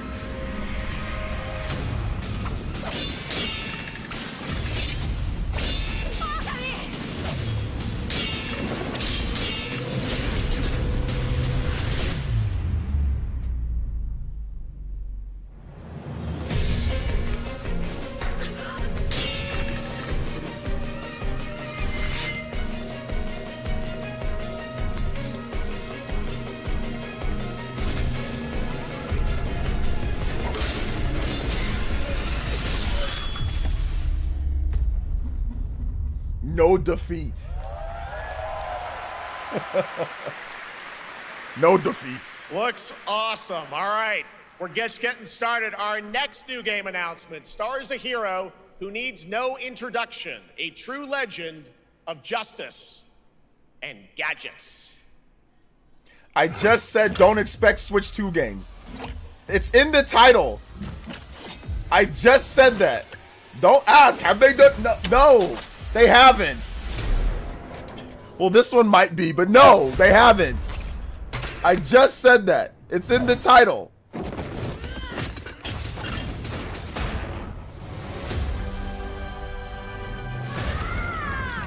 I need to become more than a man. I need to become a symbol. No, not curious. No, read the title. This one might be, but I don't know if it is or not. It's a Lego game. Most Lego games come to Nintendo platforms, but I don't care if it is or not. I don't play Lego games. So.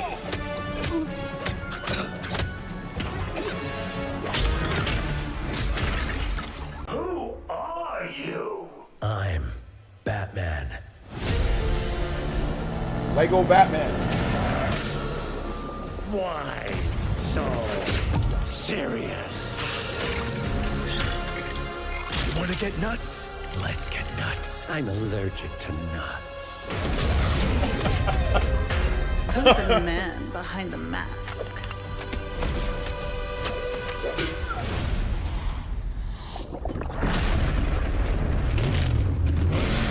Lego Batman.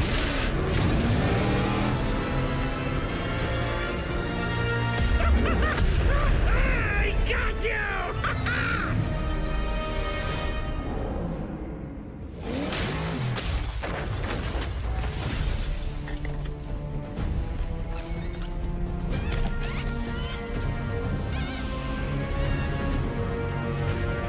There you go.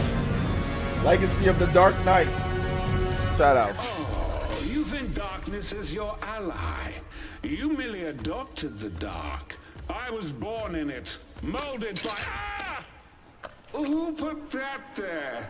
I could have really hurt myself. There you go. So, there's your Switch 2 game. There it is. There's your Switch 2 game. Are you happy? Good. Now don't ask for anything else. The Bat is back. Please welcome the head of Lego Batman development team, Jonathan Smith.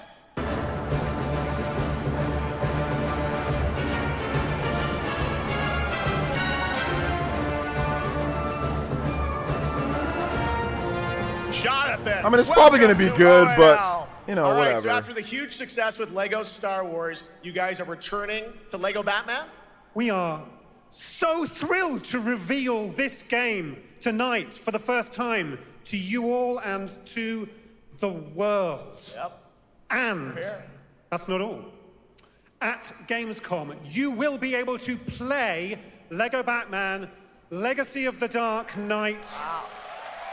Spawn Wave in 20 years. Pretty amazing. All right, well, there will be a demo on the show floor. And in everyone. Europe. Now, let's break down that trailer because we see so many fan favorite references, to films and things like that. So what is the story of this game? This is the definitive, essential Batman story. We take you on Bruce Wayne's epic journey from origin to legend. You'll train with the League of Shadows. You'll fight crime on the streets of Gotham. And as the years go by, you'll establish your ultimate legacy as the Dark Knight. We've incorporated iconic moments and deep-cut references from decades of Batman movies, TV shows, comics, and games, all brought together and brought to life in our unique Lego world.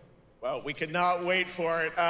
Let's also talk about the combat, because we've got some real gameplay here of the combat, and I gotta say, feels like you're really sounds like the Nintendo Life guy. The team has created a really rich, deep combat system that's authentic to Batman's unique style.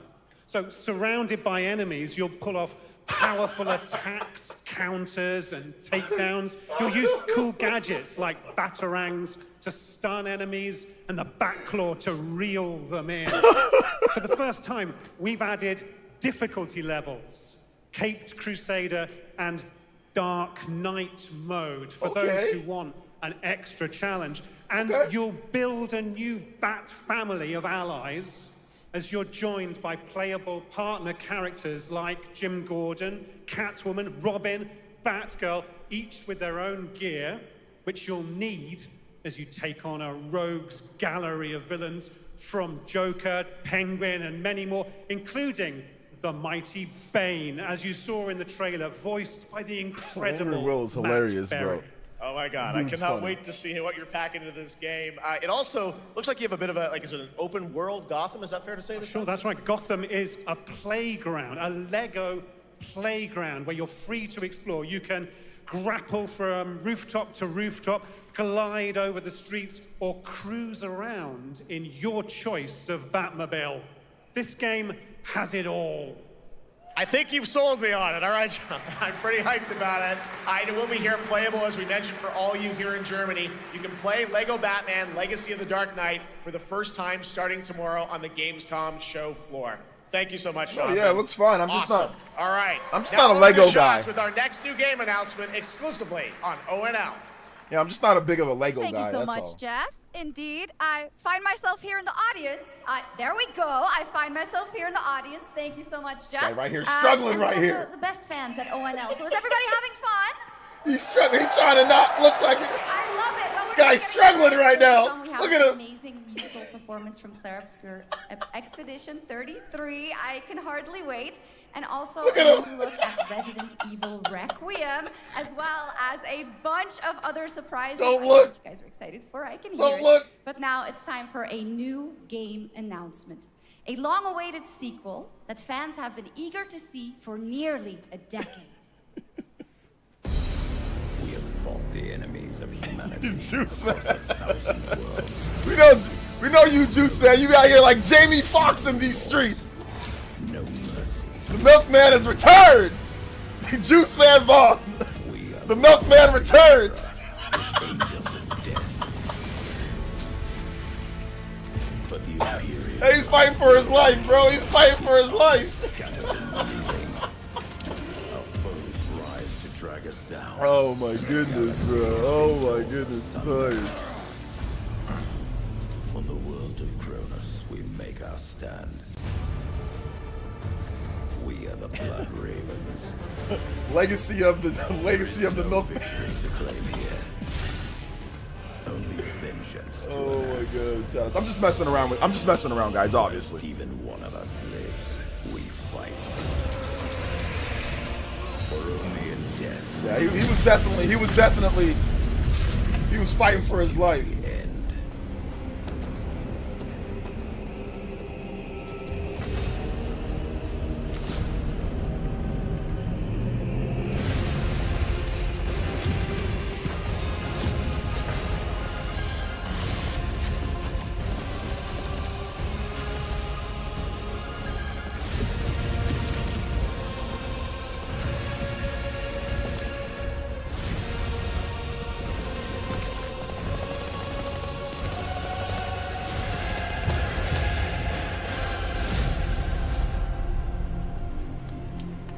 Warhammer. Dawn of War. 2 centuries after the last great conflict, the battle for Kronos begins again in Dawn of War 4 with 4 playable factions and over 70 missions. Dawn of War 4 is coming in 2026 to PC. All right, now it's time for an unexpected update from the Monster Hunter Wilds team about a very special crossover event.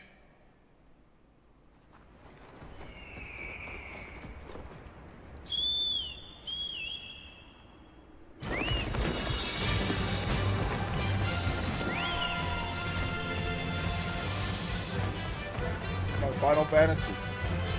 Drop the balls.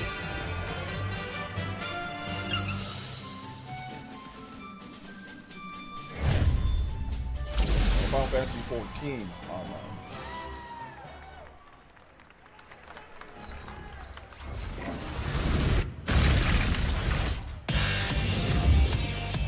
Omega Contest.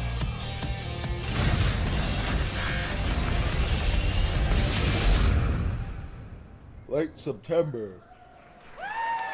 Yeah.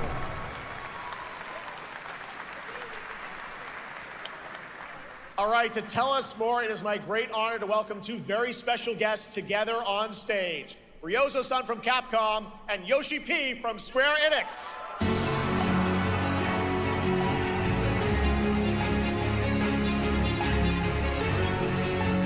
Yoshi P. Ryozo-san. Yoshi P in the house.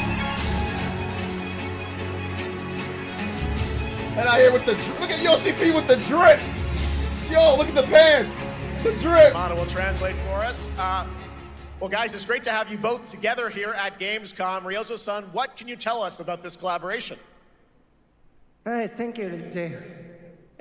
ドイツの皆さん、配信をご覧の皆さん、こんにちは。今日ですね、この、ファイナルファンタジー14との、特別なコラボレーションを発表できたことを本当に嬉しく思ってます。Thank you, Jeff. Good evening to everyone at Gamescom and all the friends watching online. Today, we're very excited to announce a special collaboration with Final Fantasy XIV. That's why you guys should learn Japanese. モンスターハンターワールドの時にもコラボさせてもらったんですけど、 Learn Japanese because that can be your job right there. You can be doing that, getting paid a lot of money. やれたらいいですねみたいな話をしてたん Major in ですけど、 Japanese. 今回それが実現しました。 Be a dope translator and make a lot of 今日お money. 見せした、 Get to travel the world. 映像はですね、まだ一部でして、詳細は、来月皆様にお伝えできると思いますので、そちらの方を注目していただけたらと思います。あとですね、今回のですね、吉田さんと、スクエアエニックスのスタッフの皆さん、本当に全面協力していただいたことをですね、感謝してます。吉田さん、ありがとうございます。はい、で、ここからですね、ぜひ吉田さんにバトンタッチして感想をいただけたらと思っております。After our collaboration in Monster Hunter World, I remember talking to Yoshida-san and discussing how much we wanted to do it again, and now we're very thrilled to make it happen. What we showed you is just a little glimpse of what's to come, so please look out for more information that's coming next month. But of course, Yoshida-san and the Square Enix team have been working just as hard with us on this special collaboration. So I'd like to not only thank him, but turn it over to him to share some thoughts. Guten Tag, Gamescom! I understand that. まずはこのような素敵な場所に招いていただいたジェフさん、それから我々にね、いつも本当にたくさんのインスピレーションをくれる良三さん、それからカプコンの開発チーム、そして何よりゲームファンの皆さん、本当にありがとうございます。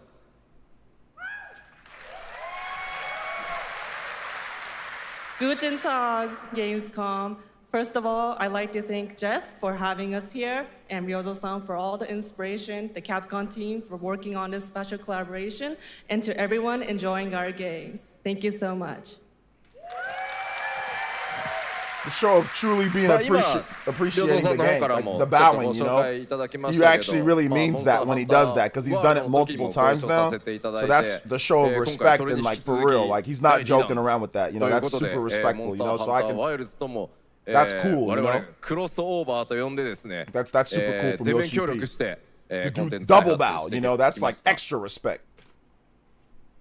As Ryozo-san mentioned, we worked together on Monster Hunter World, and we wanted to make it happen again, and it's happening for Monster Hunter Wilds. We would call it a crossover, and we're very happy to make this happen with all of our efforts joined together.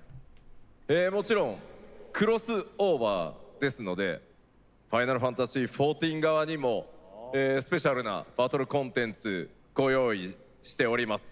今日は先ほどね、ティザートレーラーとして、モンスターハンターワイルズ側の映像を見ていただきましたが、 Jeff's been studying Japanese a little bit. I think he understands a little bit what he's saying. Since this is a crossover collaboration, not only Monster Hunter Wilds, but Final Fantasy XIV would also be having a special collaboration content inside it. Outside of the trailer we just saw, Final Fantasy XIV has also prepared a short trailer to show you what you can get. Wow, all right. Well, thank you so there you much. go, Unreal Christian. Yoshida-san. Yeah, there you go. Here's the trailer. Yeah, I don't play Monster Hunter Wilds or Final Fantasy 14, so yeah, like, but it's cool though, you know, like it's cool for the people that play, you know.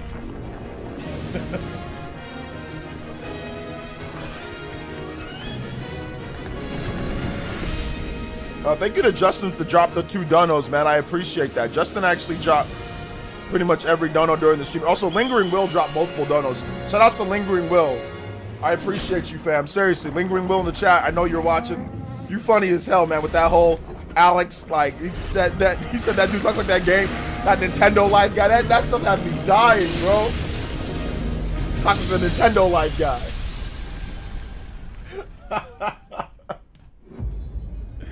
Early October.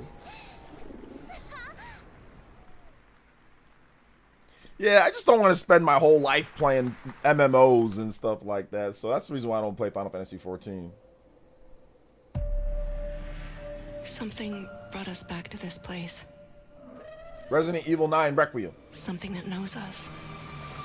Resident Evil 8 Requiem. Knows the rules. Resident Evil 7 Requiem. Silent Hill. This wasn't the place, after all. Silent Hill Requiem. Look around you. Fear Requiem. Alan Wake Requiem. Do you believe this is real? This isn't a game. It's a test. But do you ever ask yourself? No. I didn't play MMOs 20 years ago either. What are we here for?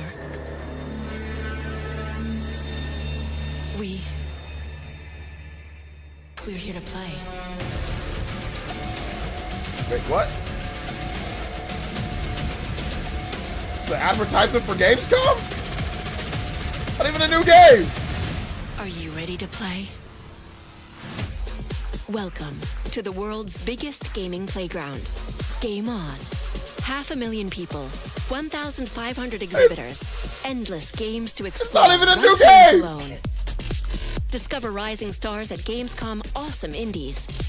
Step into the cosplay universe, on-site or online. Watch, join, become the hero. Experience live shows, esports battles, and creator events in the Gamescom event arena. Not in Cologne? Go to Gamescom.global. Stream the highlights on Gamescom Now. Vote in the Gamescom Award. Or dive into our Gamescom studio on Twitch and YouTube. And of course, we're here to play. You could have Join just the fun in our told community us. RPG, Gamescom Epics. Loot awaits. We care. Gamescom runs on 100% renewable energy and puts accessibility first. The whole city joins in at the Gamescom City Festival. It doesn't stop there. The whole world comes together, not only here in Cologne, but also at Gamescom Latam, Gamescom Asia, and beyond.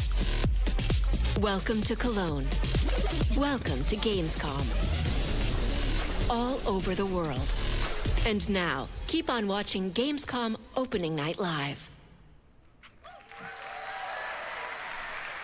I'm ready to game, all right, and that was only a glimpse of what is to come here at Gamescom, the biggest playground in the world, and what it has in store for you. We're here to play, and the fun is just getting started. So, Jeff, what's next? Is it anything good? I think it's gonna be good. It's gonna be a video game, I can tell you that much. Last year at the Game Awards, we had the honor of announcing the long-awaited return of one of Capcom's most iconic action series, Onimusha. And tonight, we take the next step on that journey. Here's a brand new look at Onimusha, Way of the Sword, coming in 2026. Here we go, Onimusha.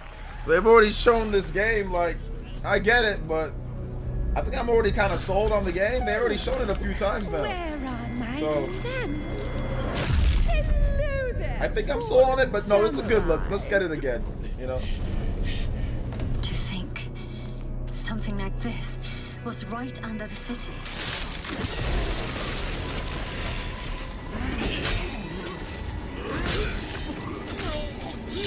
What fearsome power! Be careful! Oh, righteous! And after everything you and your awful kind put him through, too. Were you feeling left out? Here, let me show you something to cheer you up.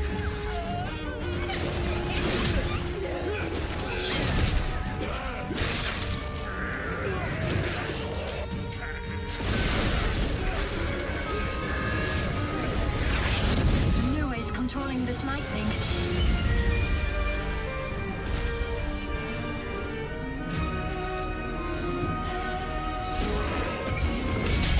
I don't have time for these stupid games.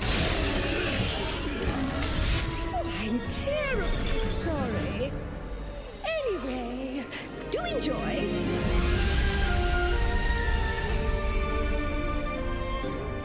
Yeah, I'm looking forward to. I'll pick that up on PS5. I'm looking forward to playing it. That looked like Automated industry Neo. complex. will be the link, connecting and uniting every fragment of this shattered That world. totally looks like Neo. This is the driving force that will keep us going. Like from behind for a Continuous second. improvement is essential for keeping pace with advancements in technology. It looks like Melia and Mio combined. Enfield. Melia Mio. Don't simply talk about Or Mio Melia? We Mio do what we Melia. can to make them a reality. All operators accounted for. The team is ready for the mission. Melio?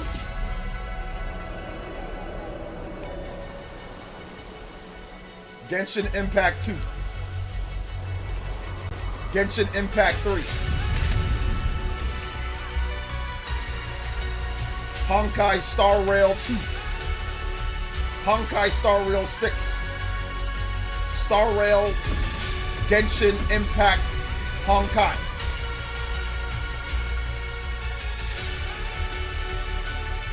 Sword Art Online Bullet Storm Honkai Star Rail Genshin.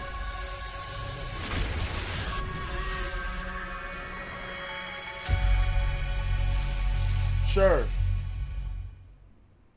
I bet it's fun.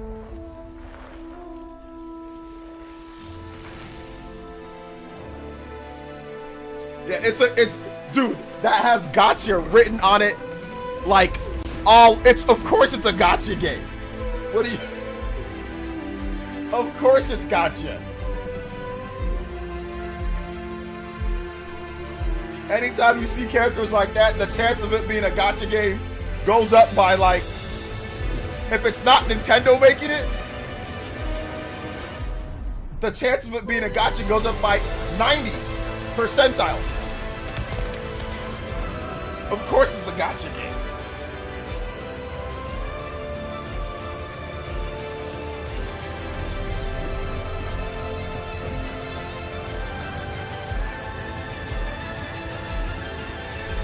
Founders. Europov Universalis? One other matter. Okay, so I figured they'd do this with the demo dropping today. Okay, that's what I thought. They'd have some trailer for it. A world where we are the one and only human race. I'm afraid your friends came far too late. I see the years haven't been kind. I know about the Alpha. Why is she here?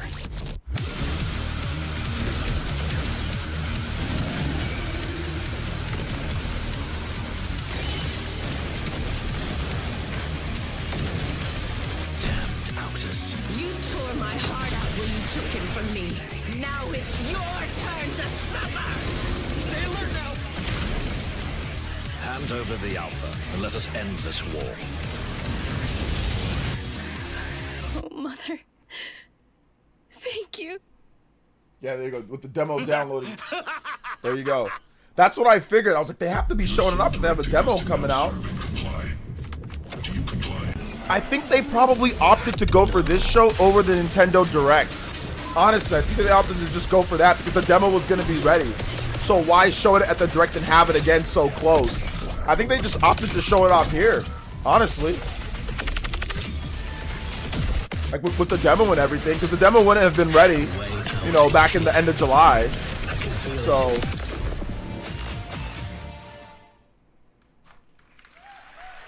You guys having fun so far?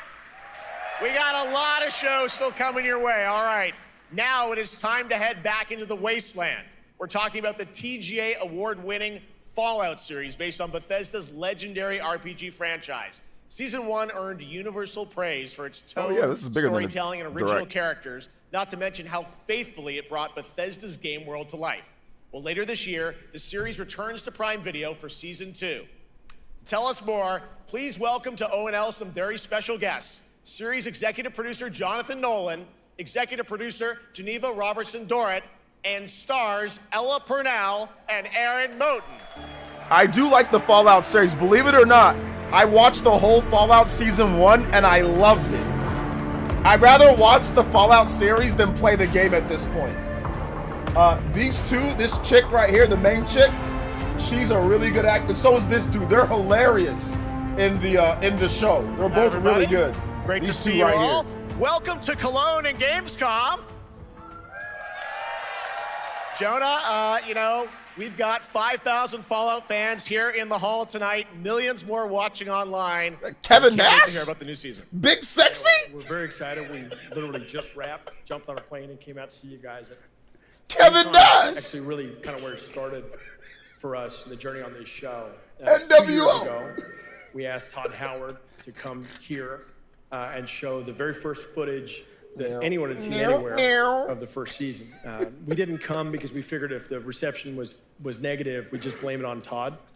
So we're back, and given that history, it's that much more disappointing that we didn't bring any footage to show you guys.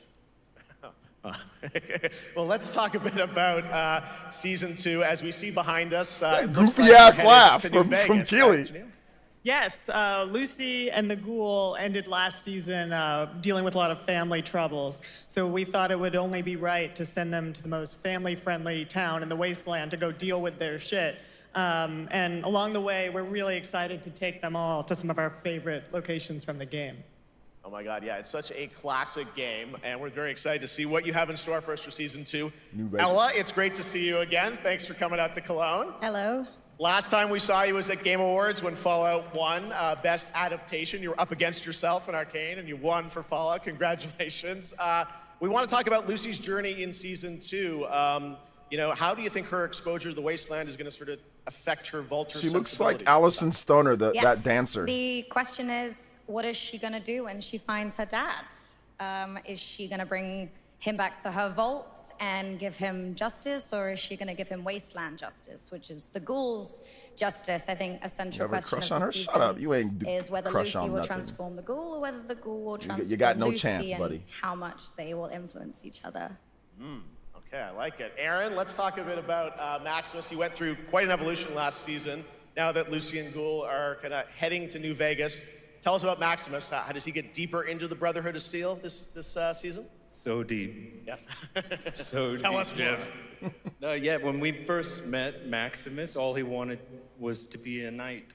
And now, in very Fallout fashion, it's a little bit of a careful what you wish for moment. So here he is now with this newfound status, trying to make the world a better place in extremely, or I guess deeply flawed society. Yes. Yeah. All right, well, we cannot wait to see what you guys have in store for season 2. Let's talk a bit about Ghoul.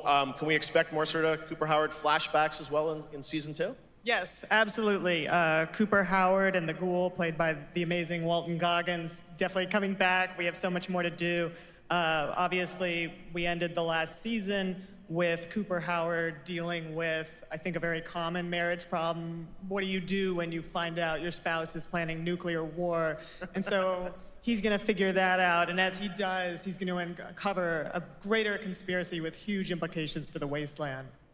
All right, well, we'll look forward to seeing how that unravels. Now, season 1, of course, was known for amazing original characters that you guys built in the Fallout world. We thought that was so cool. But now that you're diving a little more directly into New Vegas, I think the fans here want to know, are we going to see any more direct ties to the video game and characters, locations in this season? Well, we're super proud of the original story that Geneva and Graham are telling, but there was one character in particular from New Vegas that I was really excited at the possibility of seeing a little bit more from. We're writers, we're no good at describing this stuff. Maybe we should, pictures worth 1,000 words? Oh. I think so. Okay, all right. Well, it sounds like then we might get to hear a little bit more Seal of season 2. Is that possible tonight? Well, I don't know, Jeff. I heard you like world premieres. We like those, right, guys? Right, Gamescom? Gamescom. All right, Gamescom. Here's the world premiere of our teaser trailer for season 2 of Fallout, streaming this December on Fallout Prime Video all over the world.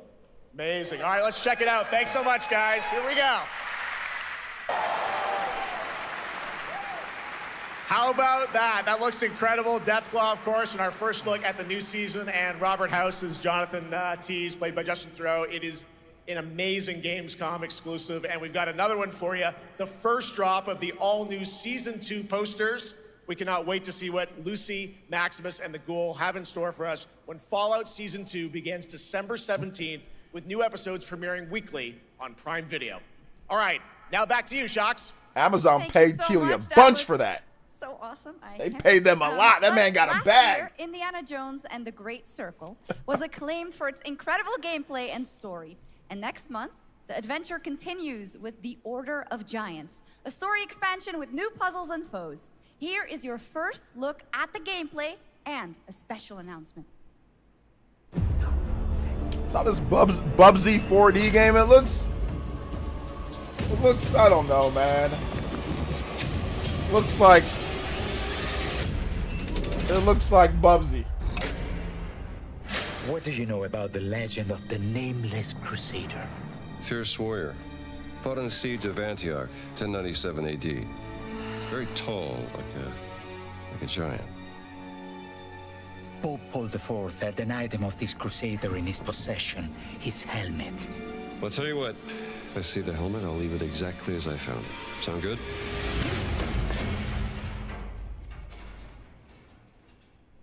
Oops.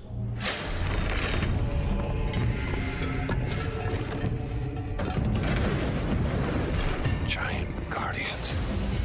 Their roots go way, way back. Worshipped by the Mithras cult.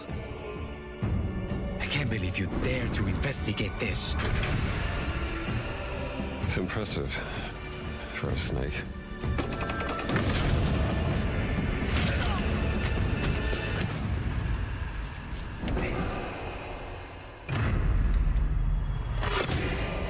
It says Semper Vivus. Always living. Not dead. He's not in a tomb.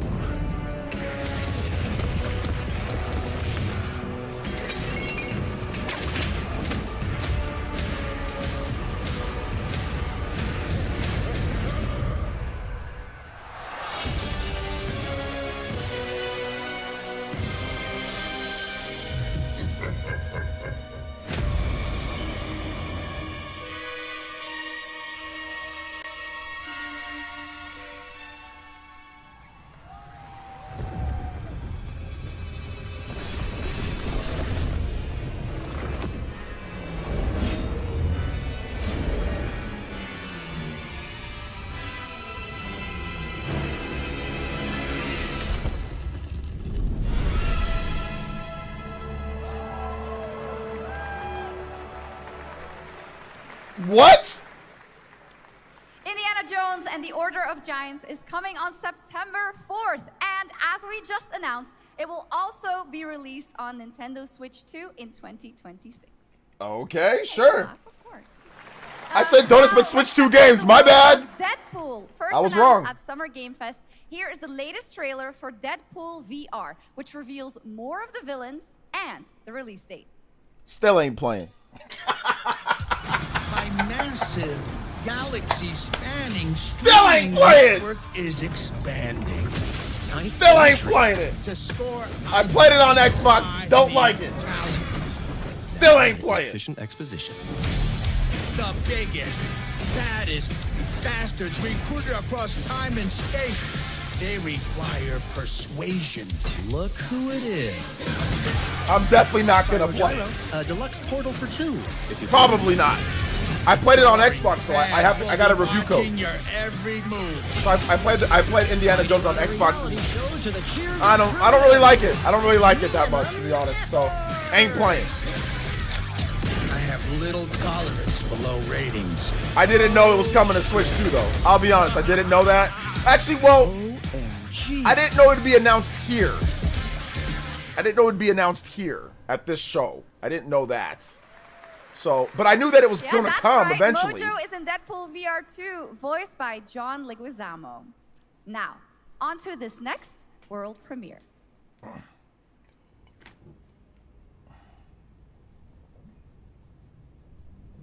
I mean, that game's probably going to be like 60, 70 gigabytes on Switch 2 anyway, so I mean, it's probably not going to be on a cartridge. Hell nah.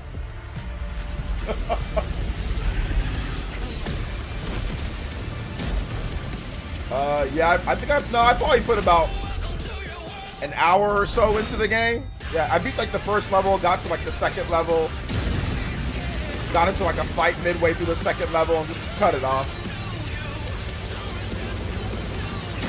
Well, I thought that would be announced on a direct.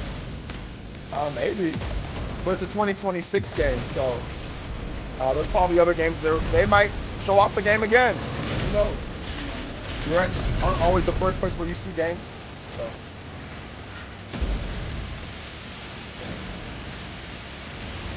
Rather got Oblivion. Yeah. I think Oblivion's probably coming too, man. I don't think it's an either or. Oblivion's probably gonna come too, but I think what that game does more so than anybody, it shuts these dumbasses up online, bro. That when I say something, they immediately say, "Well, where's the AAA? Oh, where's the? Oh, they look, Microsoft didn't point any out."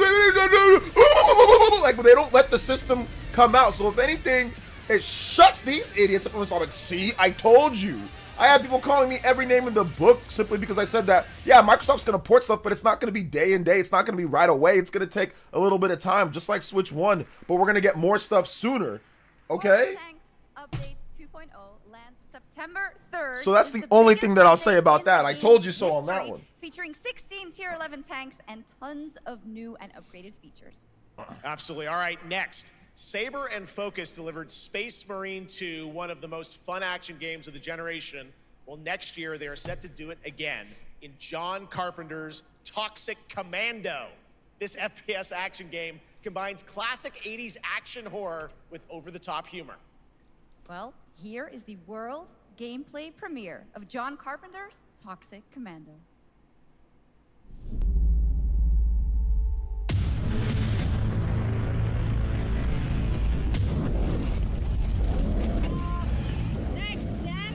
Improvise.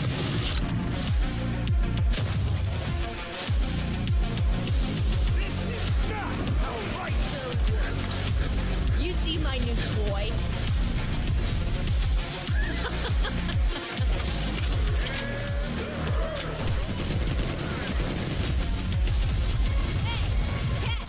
Liar, liar, zombie on fire.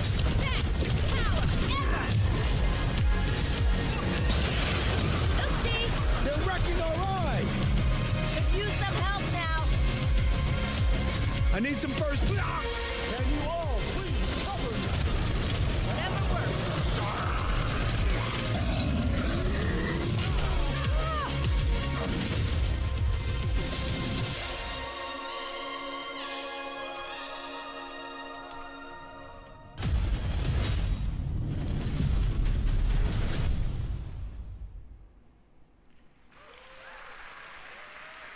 Super fun.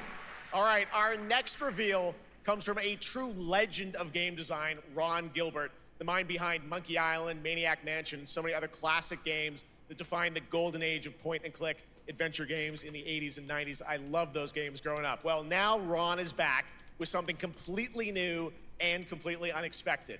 It's called Death by Scrolling, a roguelike, vertically scrolling RPG set in purgatory where you'll battle waves of enemies, hoard gold, and do everything you can to stay one step ahead of the Grim Reaper herself.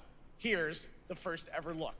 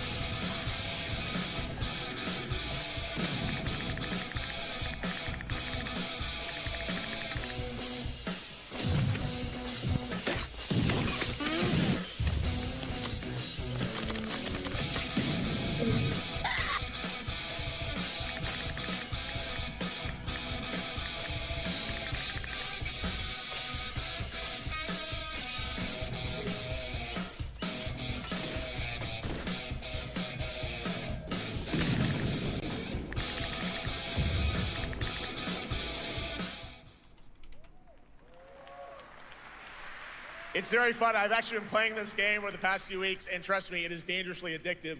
The screen, as you can see, never stops moving, so you're constantly on the move fighting to stay alive. A really fun game. Make sure to check it out. All right, now onto a studio known for its unforgettable storytelling. Back in 2019, the groundbreaking RPG Disco Elysium took home 4 Game Awards. Since then, Zaum, the studio behind it, has been through a host of changes, but tonight, 6 years later, those who now make up the studio are ready to give the world the very first look at their next CRPG. It's a dive into the shadowy world of espionage, where the truth can be stranger than fiction, and every failure isn't the end, but the start of a new path. I once knew a spy. Brilliant, relentless, magnetic.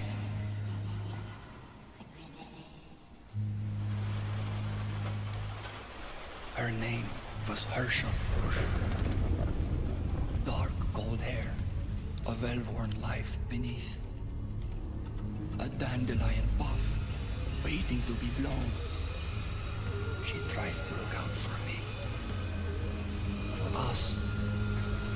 None of it mattered in the end. Everything she touched rippled into failure.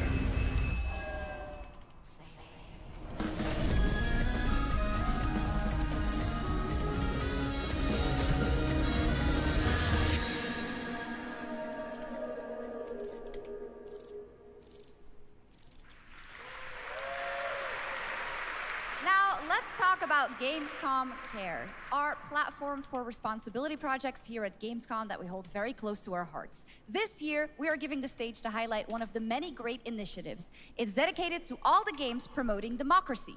We invited a developer to learn more about it, and I'm here with Jörg Friedrich, CEO of Paint Bucket Games from Germany. Hello, tell us about the game you made, The Darkest Files. Hi, thank you. In The Darkest Files, we tell the true story of Fritz Bauer, was persecuted by the Nazis and forced to flee Germany, only to return after the war to fight them with the sharpest sword of democracy, the rule of law. It shows how quickly a constitutional state can become an unjust state and how this leads to darkness. But it also shows that we cannot simply stand by and watch. When this happens, we must take action. Indeed. There are other examples like your game playable here at Gamescom, such as Glass House by Flat 28 Collective from Italy, a story-rich CRPG set in a lockdown apartment block at the dawn of a world war. And Compensation Not Guaranteed by Team Project Lunch from Singapore, a document checker thriller about a post-colonial country from the perspective of a government official worker. So, Jörg, can you tell us why these games are so important and so impactful? Well, games are more than entertainment. Like any great art form, they reflect our concerns, our fears, our hopes, and what preoccupies us. Democracy is under attack right now. Minority rights are being violated, and the world is becoming increasingly interconnected. So games are a powerful medium for addressing these issues, and they have the potential to inspire change. I am glad that not only are many people in the global games industry engaging in projects like this, but also more and more institutions like the European Commission or the United Nations. A very important message. Thank you so much, Jörg. And of course, thank you to all of the dedicated developers around the world who put so much heart and soul into those games, making the world a little better. Please check them out, everyone, and check out all the great initiatives of Gamescom Cares. Now, we have much more Gamescom ONL to come next. It's a very special performance of the music of Clair Obscur Expedition 33, plus Resident Evil Requiem.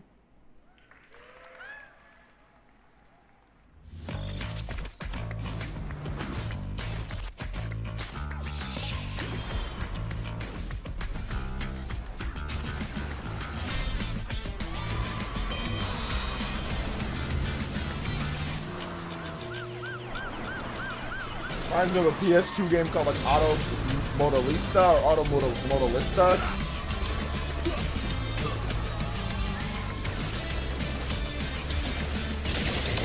Well, never mind, not anymore. That was just a self-centered racing game. Never mind. It did remind me of that. Not anymore. This is definitely a gacha game.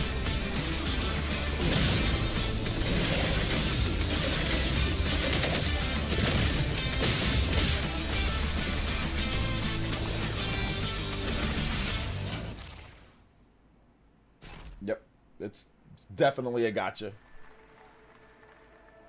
You're just a part of my life. And you're just a You can just tell when it's a gotcha game. You just know the vibes. When everything looks like Genshin Impact, but like different variations.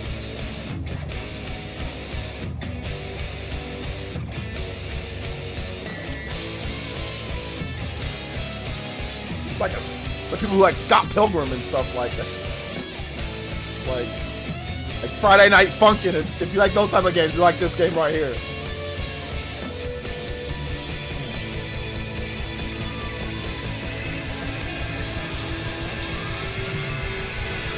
Hi-Fi Rush.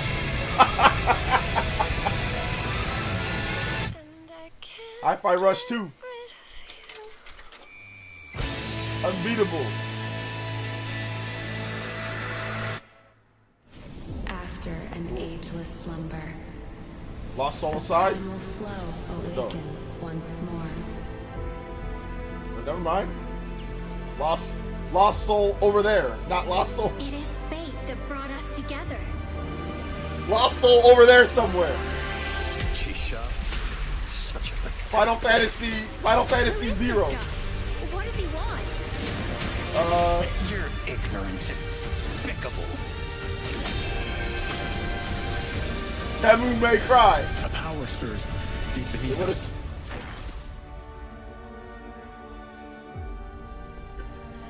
Whatever's lurking, it's behind this gate. I don't know if this is a gacha game. It might be, it might not be. The ground is shaking. So yeah. It's begun.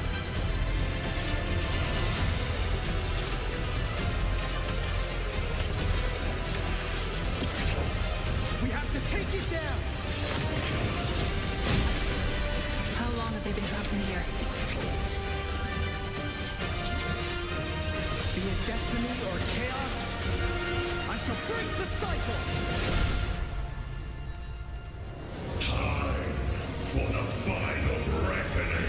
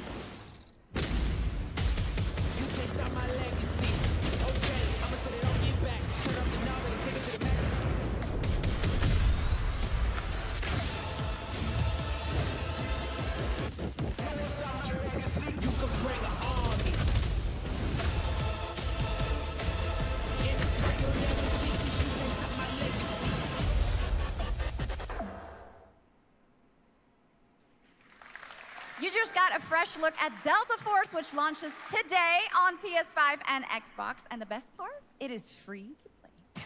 Now it is time for something truly special and one of the most requested moments from our community this year.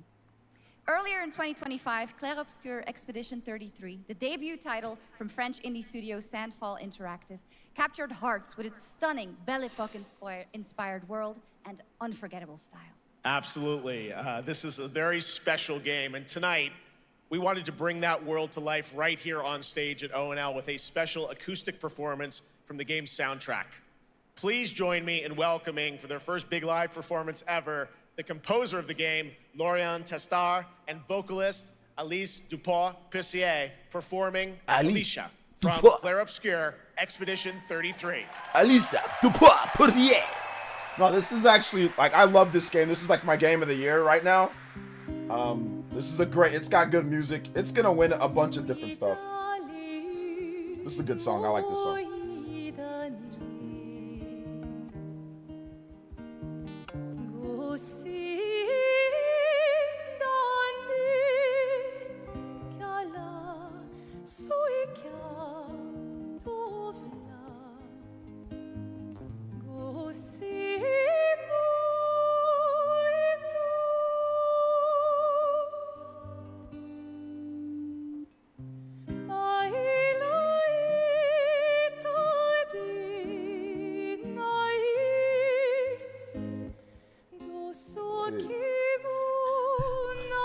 The way that he's looking at her, though.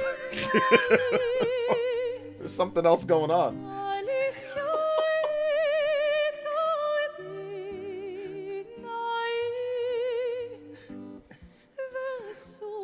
There's gotta be her.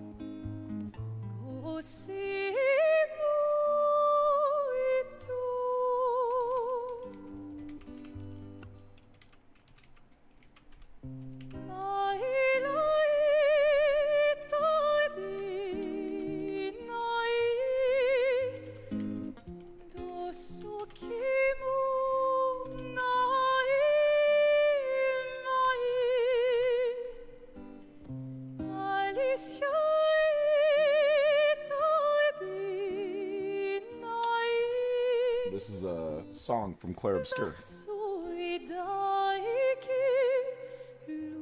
a great game. I love the game.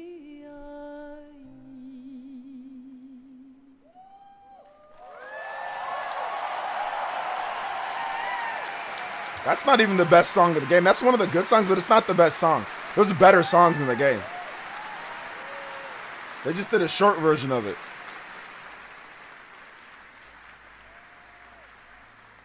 It was absolutely beautiful, absolutely amazing. Thank you so, so much. And we have so much more opening night live right after this.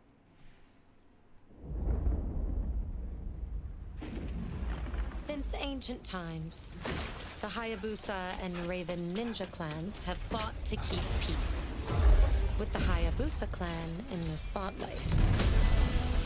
But your clan, the Raven clan, has always had a You got him for.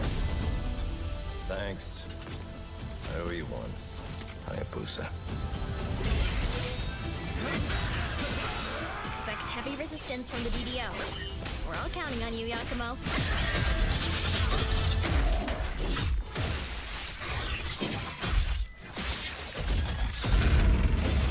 Yakumo, just focus on the hostiles for now. Understood. Stop this madness. Stay away from the Dark Dragon Seal. Go back home to your little raven nest. Or die here. If you truly think you have what it takes to slay the Dark Dragon, prove it. The very theme that resurrected. Yeah, I'm already gonna get this game, guys, so I don't really need to. I don't care to see. I don't want to ruin it. I don't want to spoil it for myself, so I'm not really watching because I'm already gonna get it. I'm gonna buy it, so I don't really need to see them spoiling characters and stuff, you know? So I'm just yapping back and forth with people on Twitter right now. Please, don't kill him. The whole world's at stake.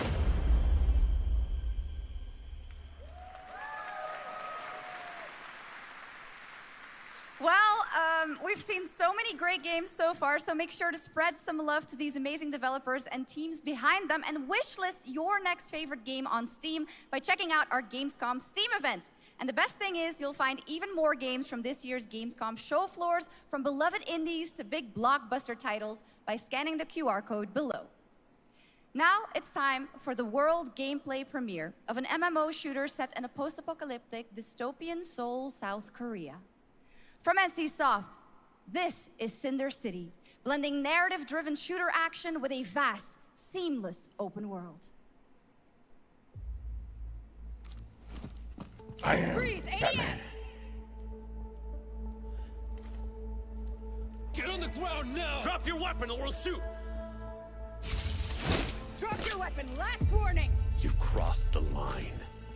Are you trying to get us all killed here? 3 minutes to drop. Everyone stand by.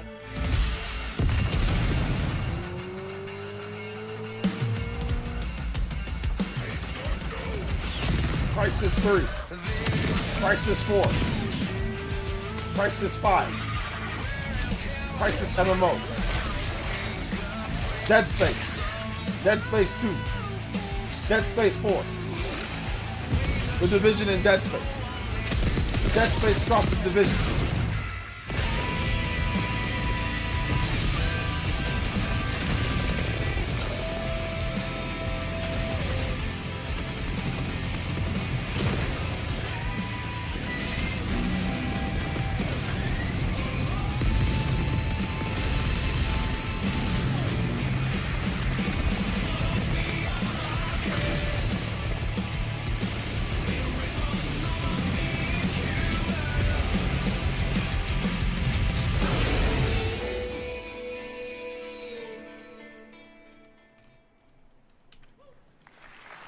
But that's not all. We've now got a second brand new game from NCSoft.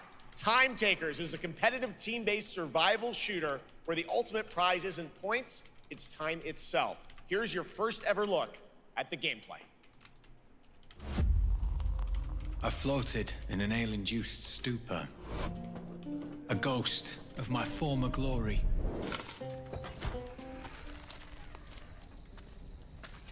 Until one day when I was stabbed. Yes, like that.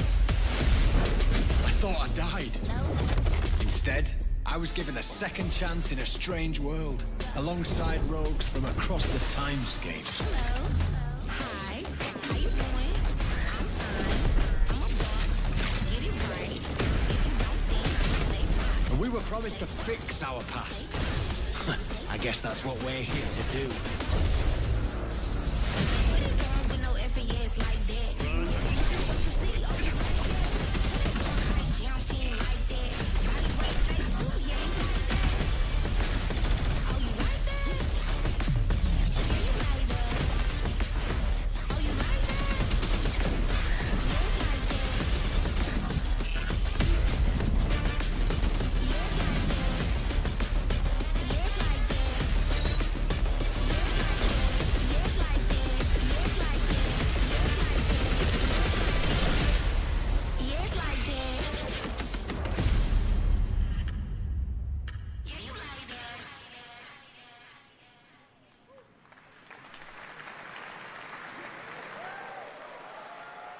For decades, Silent Hill has defined psychological horror in games. And tonight, the fog rolls in once again. Here's a brand new look at Silent Hill F from Konami, including the reveal of the American voiceover actress Susie Young as Hinako. Targets are 1 to HQ. We haven't found an active suspect at the scene. Chances are good, but it's still in the water. We better consider the hunt. Over. Last seen fleeing Tsuneyoshi Shrine. Exercise extreme caution.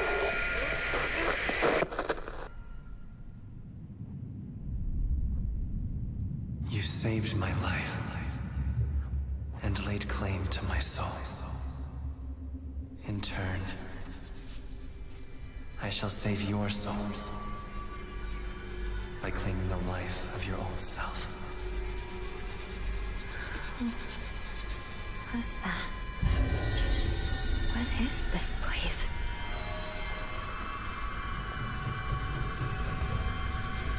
This way.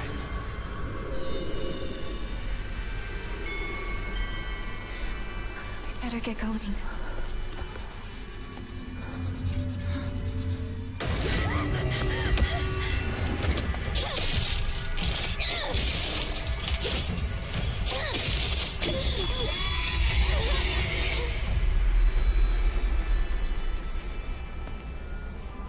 A good day is always an extraordinary day. An extraordinary day isn't always good. With that in mind, today's a bit too extraordinary. So this is where you are. I wondered where you had gone. You need to start getting ready. It's time to say your goodbyes. You're going to kill them with your own hands.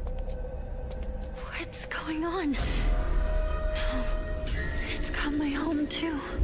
The halls, the doors, everything's changed.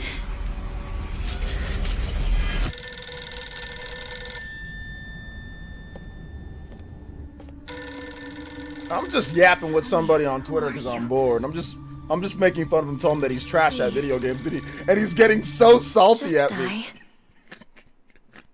And he's getting so salty, and I'm just trolling him. He's like, yo, I can play Xenoblade, I can play. Look, I'm like, yeah, you're not very good. You suck at Pokemon, dude. I'm just trolling. I don't give a damn, dude. Yes. I'm just trolling him, dude. I'll put the link for you guys in the chat. You guys don't dogpile him, please. Don't dogpile him. Don't dogpile. I'm just trolling him because I'm just like, I don't care. I'm just kind of bored. I'm just kind of trolling him though. Like, I don't care if he's good at video games or not. Just bored and trolling him.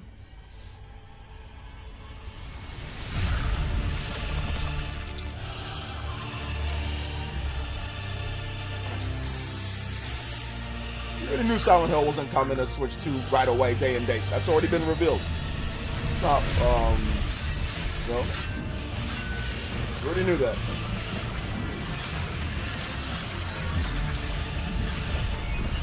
It'll probably come out later.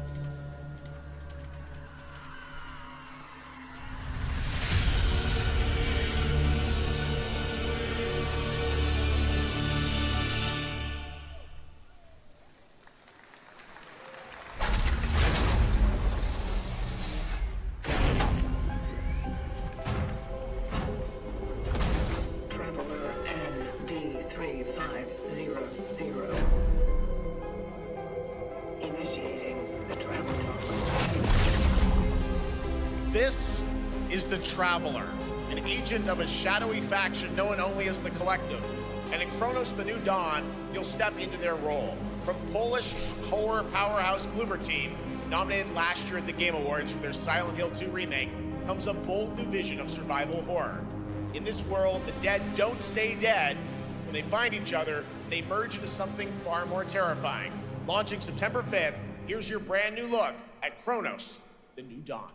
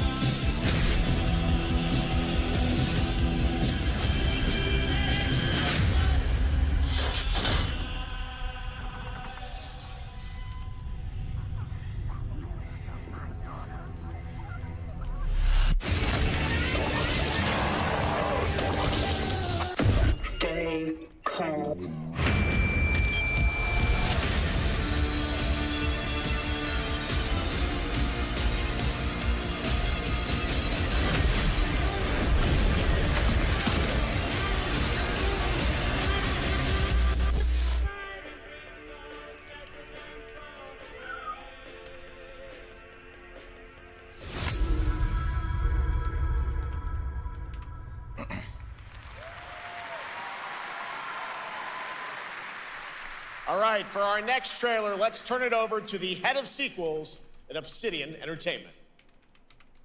Guten Tag, Gamescom. Look at this. Tens of thousands of Europeans packed into one building in the dead of summer with absolutely no air conditioning. This is the type of dystopia we here at Obsidian Entertainment absolutely respect. What is this? Am I experiencing Schadenfreude right now? I may have messed up the pronunciation, but you knew the idea. How are you? My name is Mark. I am the head of sequels here at Obsidian Entertainment, and I've got big news. I am going to drop a brand new trailer for The Outer Worlds 2. What are you gonna get? More planets, more chaos, and an actual release date now that GTA 6 got pushed to the spring. So, strap on in. Stock up on some gummy bears, stock up on your favorite pretzels. Get ready. Here comes The Outer Worlds 2 trailer. Roll it, Jeff. It's gotta be Jeff that's rolling it, right? And now, a trailer for the part of the game you'll remember more than the ending. The Companions. Let's skip the diplomacy. Chemically enhancing your statistically unsafe lifestyle. This might sting a lot. Ooh, an enemy. Son of a spread.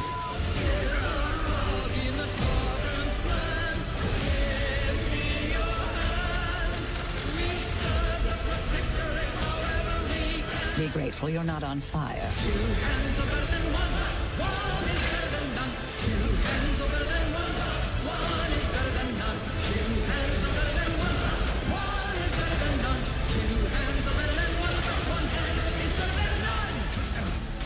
And no, you can't sleep with them.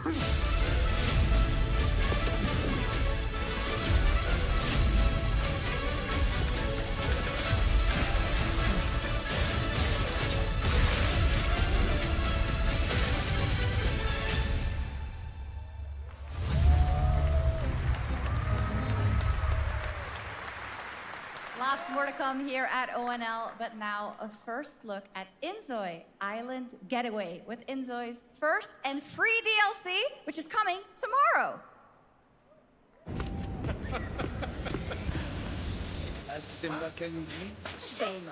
Huh?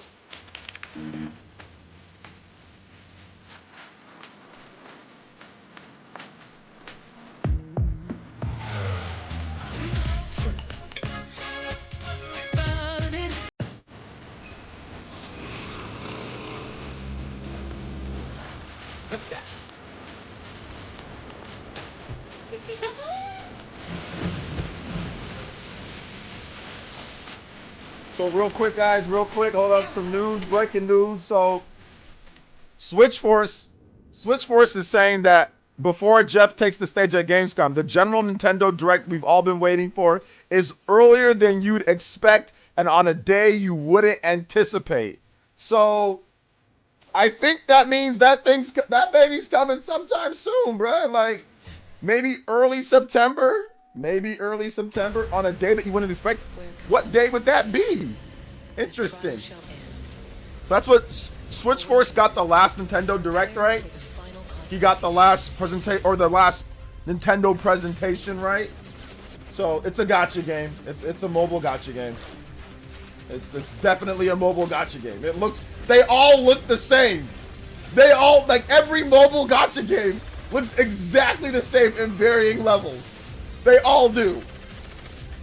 They're all the same game.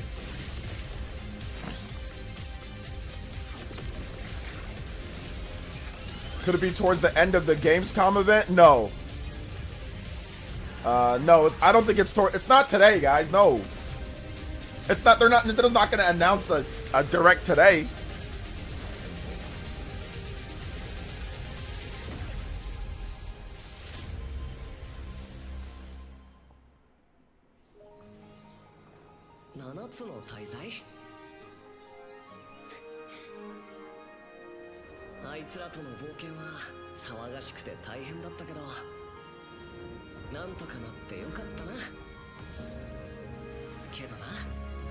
俺たちにまた一つ面白い運命が待ち受けてる気がするんだ。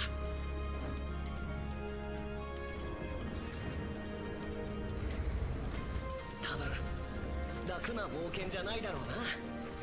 この広い世界にはたくさんの試練もあるはずだ。だけど俺たちが力を合わせれば乗り越えられるさ。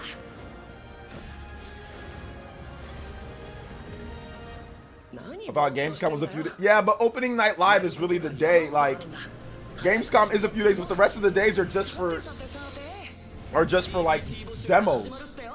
You know? They're not for actual like presentations and all that. No. The ROG Ally, baby. The next big thing in gaming. Let's go. 100 million sold, baby.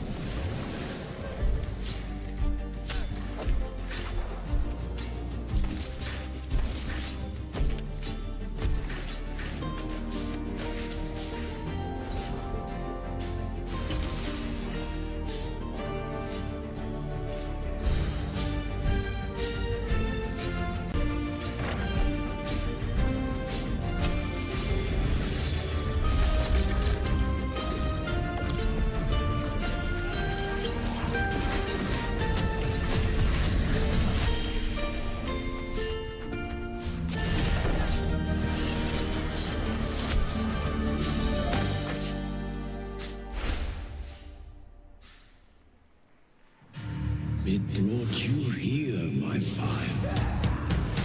My fire. Don't listen. Your reputation is legend. Oh my, you...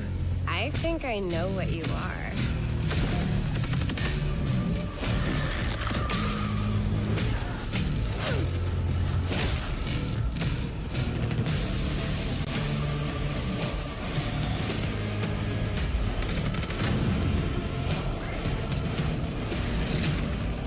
So weary is the wanderer that treads on the fertile soil.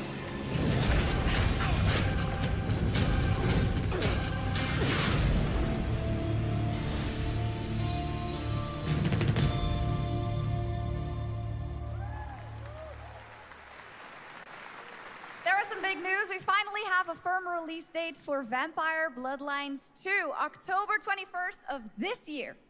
And next, since we're here in Germany, it is only fitting to spotlight a homegrown success story, the deep survival crafting of Enshrouded from Keen Games in Frankfurt. Still in early access, Enshrouded has already let friends adventure, fight, and build together in endless ways. But tonight, the world is about to change forever. A new force is coming, one that will redefine how you explore, how you build, and how you survive. It's a monumental edition, and you're hearing about it first, right here at Opening Night Live. Okay, Nate the Hate's also reporting that Starfield is coming to Switch 2 next year in 2026. Nate the Hate, once again, I repeat, breaking news. Nate the Hate is also reporting that Starfield is coming to Switch 2 in 2026. Starfield, the 2020, I think it's 2023 game, it's coming in 2026. So we've got Indiana Jones from Bethesda and Starfield as well. Both of those aren't coming. So there you go. There's no way in hot hell Nate wouldn't report it if it wasn't true. It's definitely coming. Well, because we heard that Starfield was coming beforehand, so yeah, it's definitely coming. If Nate says it's coming, it's probably coming. It's probably coming. That game costs $5 billion or $500 billion to make, so they're gonna try to squeeze every last drop to make that money back, you know, from that game. So no, it's coming. Nate also reported that Indiana Jones was coming too. So Awesome. Nate And said that a while tonight ago. at ONL, we have news of the latest Xbox franchise that is coming to PlayStation for the first time, and the reveal of brand new expansion as well.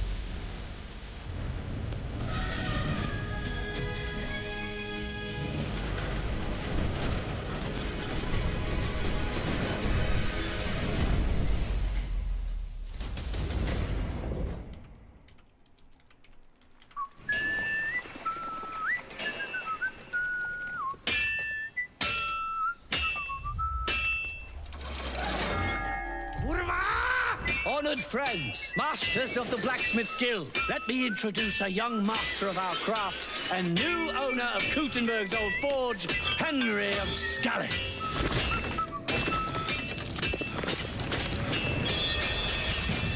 Ready? We can begin.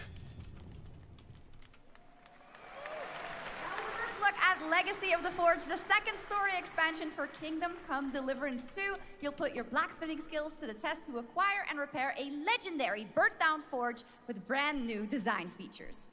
All right. Do we have any Cult of the Lamb fans in here? All right. It's time for some big news for the darkly comedic action adventure management hybrid game. Here's the announcement of a major expansion to the game coming soon.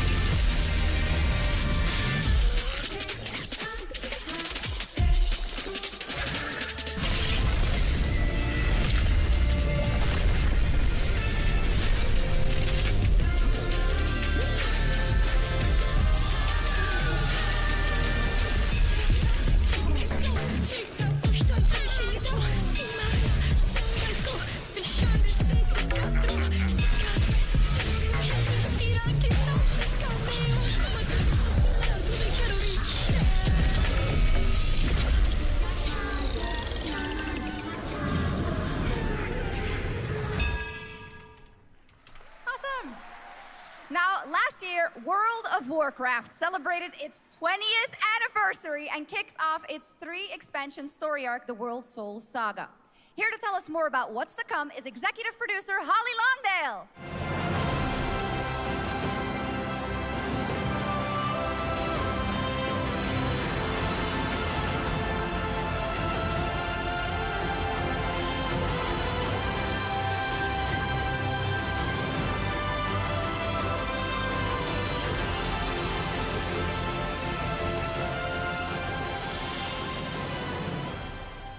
Hello, everyone. I am so excited to be here to reveal our next adventure, World of Warcraft Midnight. I'm equally excited to welcome you all home with our new housing feature. And if you're here at Gamescom, please come by and check it out on the show floor. We have a lot coming in this next expansion, our 11th expansion. To start with, on the horizon, there's a looming darkness, and it's threatening the ancestral home of our blood elves.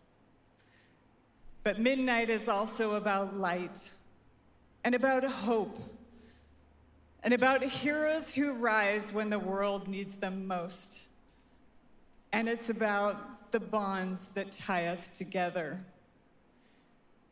And it all starts at the Sunwell. And if any of you have ever played WoW, do you remember the Sunwell? No.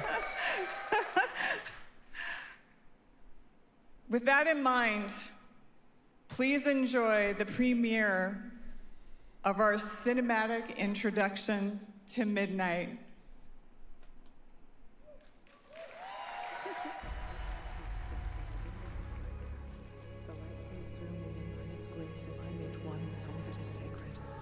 The light guides my steps and illuminates my path.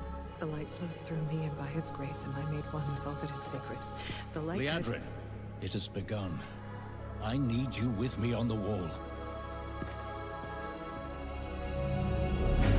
Gorthamar, the void will envelop us soon. Only the light can save us now. No. The time for prayer has passed. The Sunwell will not fall. Not while I draw breath.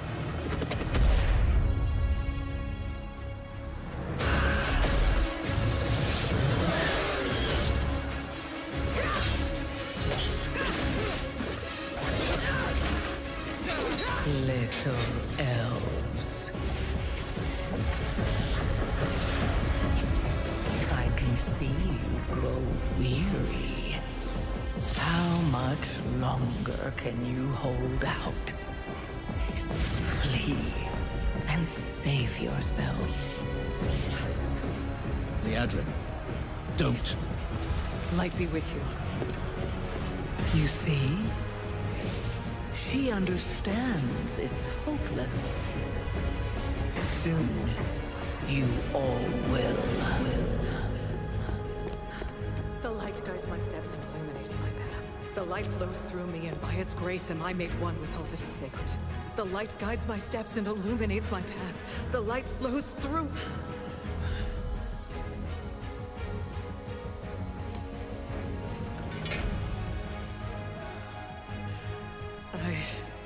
I know that I am unworthy. I don't know if I deserve your help, but I know my people do. Please give them strength. I admire your spirit, but that will not save you. Soon, I will break your world. You can't even break one elf.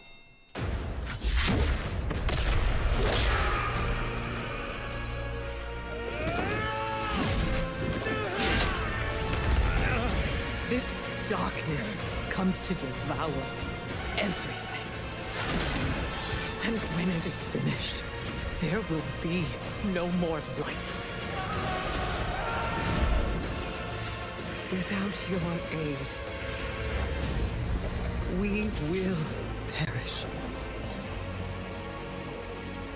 I beg you, help us.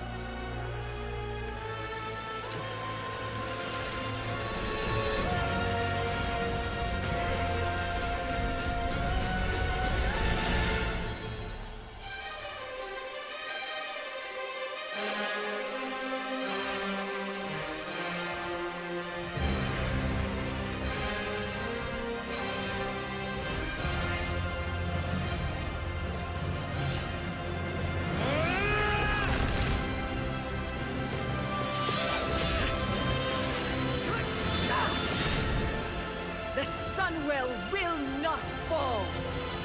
Not while we draw breath.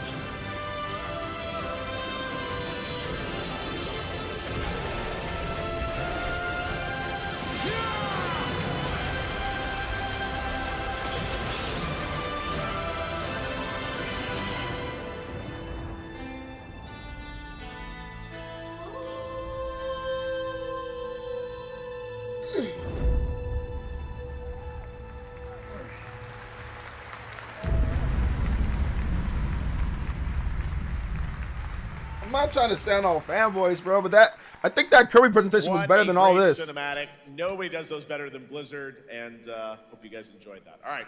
Next is the global announcement of a new project from Team J, the dev team behind Delta Force. Project Spectrum is a tactical shooter for the fearless. It is a physiological horror PvEVP game. That's right, where you battle against monsters, other players, and your own sanity as widespread anomalies twist around the world. Face the horror or become the horror itself. Martin says, wow, player, I beg you to play a new game. I swear graphics have improved a lot in the 20 years. Listen, man, Martin, and I beg you to get a girlfriend. I beg you to step out your side and touch grass. I beg you to move out of your mom's house, bro. Like, seriously. Like, you're old, you're an adult, you've grown up.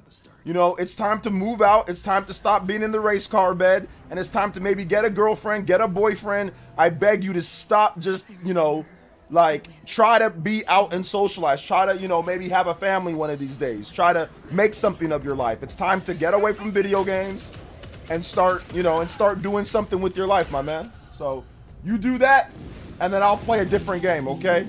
You let me know about that, and then I'll play something different, all right?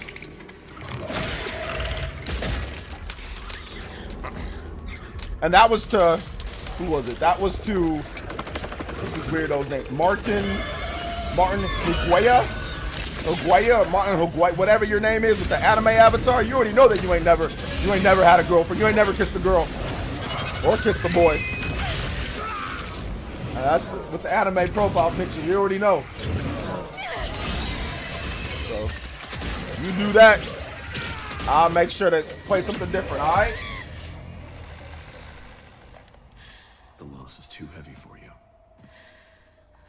But sometimes, loss can birth beasts and bury truths. What's up, King Tree Freak? What if you are the beast? The beast?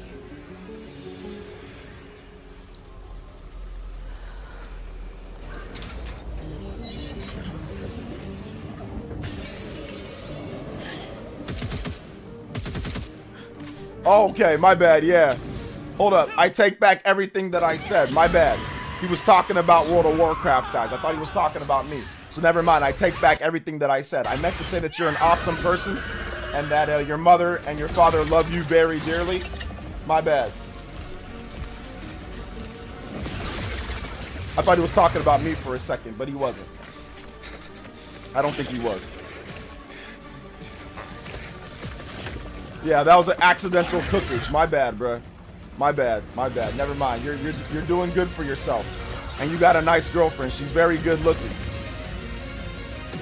Very, very, very good looking. See how easy it is to turn it around? Just like that. Very good looking girlfriend. You're successful. You're doing great in life. And I actually love that anime avatar. You know what I'm saying? Mistake on my end. I love that anime avatar. It actually looks really good on you, fam. I like it. Oh, I can take it back. It was a mistake. It's easy. You just take it back. You say sorry. This world premiere feels familiar, yet it is something brand new from Wargaming. And trust me, you've seen them with tanks, but you haven't seen them do anything like this before. And it's coming to PC, consoles, and Steam Deck. As long as you take responsibility and say that you're sorry and you mean it, and then you rectify the mistake, it's okay. So it was a mistake on my end. A lot of guys, they don't want to rectify their mistakes. They'll be cocky about it. You know what I'm saying? Oh, I made a mistake. My bad. Say some nice things and say my bad about that, fam. You know? So no, see, that's the difference between me and other people. A lot of streamers will just be like, all right, whatever, and just move on and bury it. I said sorry. I apologize. And said, no, you're good, fam. My bad on that one. That's the difference between somebody like me and other people. You know? Yeah. It was an accidental cookage. I didn't mean it. You know what I'm saying?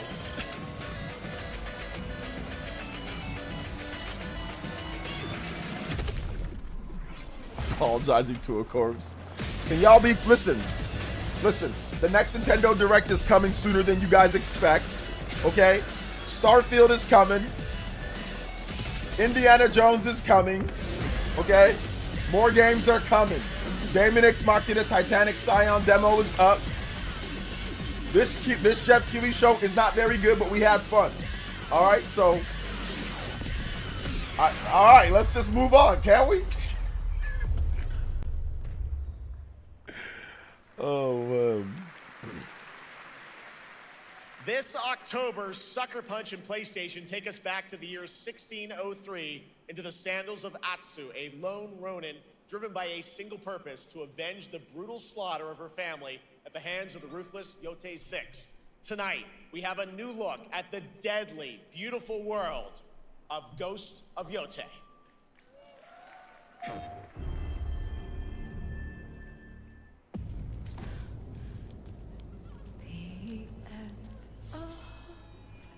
Like, I've already seen enough of this game, I'll be honest. I'm going to pick it up at some point. I bought Ghost of Tsushima. I got to finish that, though. I got to buy the PS5 version or upgrade the PS4 version that I have. So I'll finish that, and at some point I'll get to this game. But I've already seen enough of it. They already had it. So for me, I don't even really need to watch this. So I'm probably not going to really pay attention.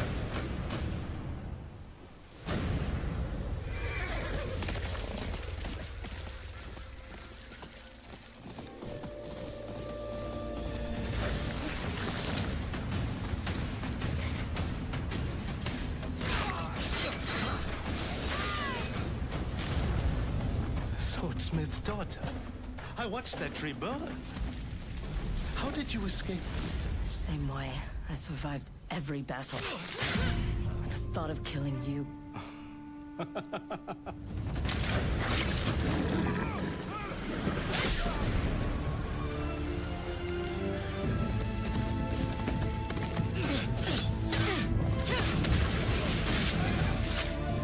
Ruthless spirits wandering the land, driven by vengeance.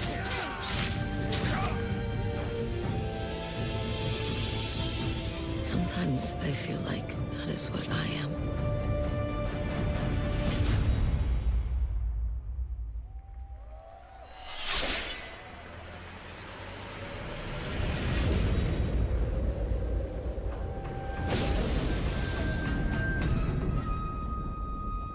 Oh, that's the multiplayer mode that they had in the first game. Oh, but it's coming next year. The multiplayer mode. Hey, hold up. We're still working on it. It's coming next year, though. PlayStation. There you have it. An amazing new look at Ghost of Yotei, out October 2nd for PS5 and confirmed today on ONL. It's also getting a Legends co-op multiplayer DLC in 2026 with fantastical supernatural story and survival missions, all free if you own the base game. For nearly 3 decades, Resident Evil has terrified, thrilled, and defined the survival horror genre. Now, a new chapter rises from the shadows. Back in June at Summer Game Fest, we gave you the first glimpse at Resident Evil Requiem, and tonight, we are diving deeper with a brand new look that explores the haunting backstory of the game's protagonist, Grace Ashcroft, and why she may be the key to surviving what's coming.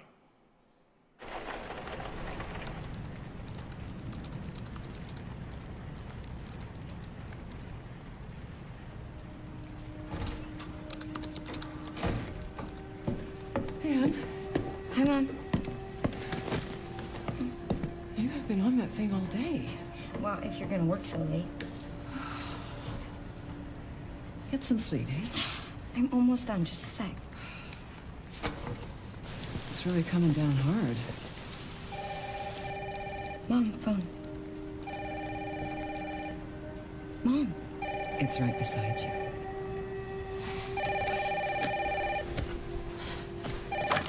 Hello? Miss Ashcroft? Yes.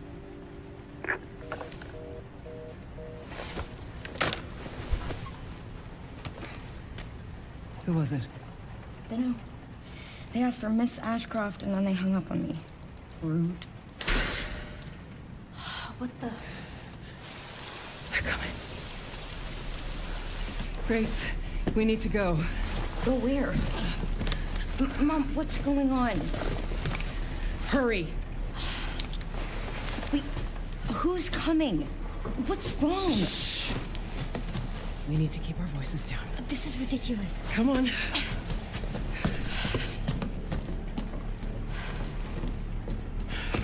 Tell me what's going on. Now is not the time.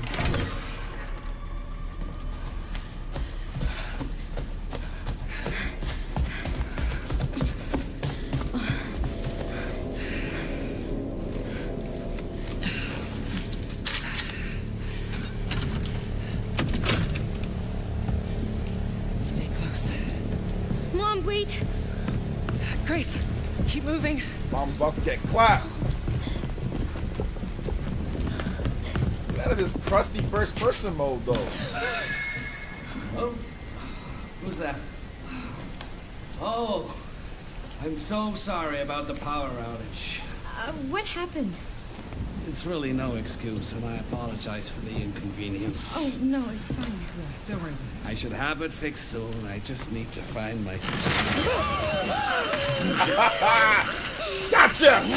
Oh! Come on in, Grace. Ah! Grace, look at me. Grab my hands. And look at me. Look at me.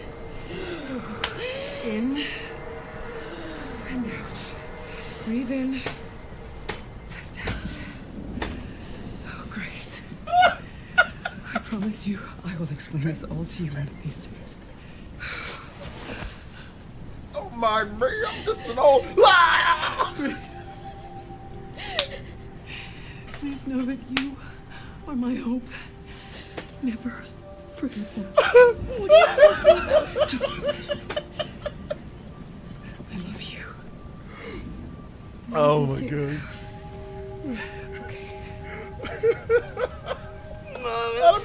No. We need to find a Oh, way. that was so funny to me. We don't have any of our stuff. We can come back for it later, Grace. Oh my gosh.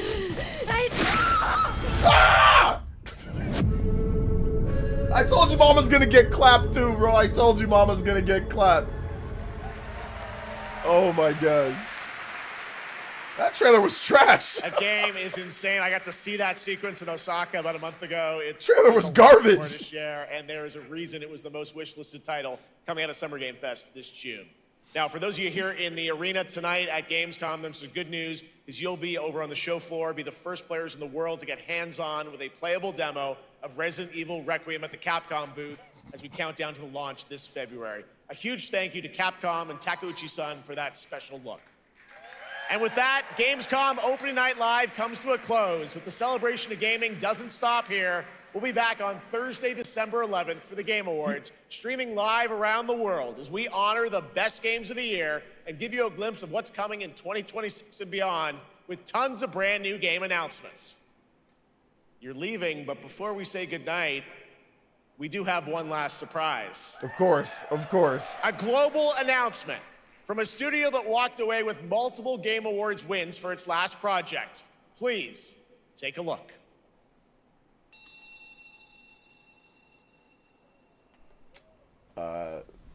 Beast of Reincarnation? Or no, wait, no, not Beast of, what's... Black Myth Wukong, right? Help me here. Black Myth Wukong? Yeah, Black Myth Wukong. It's all me.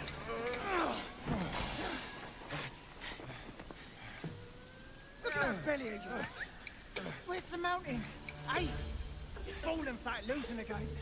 Drop that Cosworth. Mast will take us back. As long as we keep that mountain in our heart.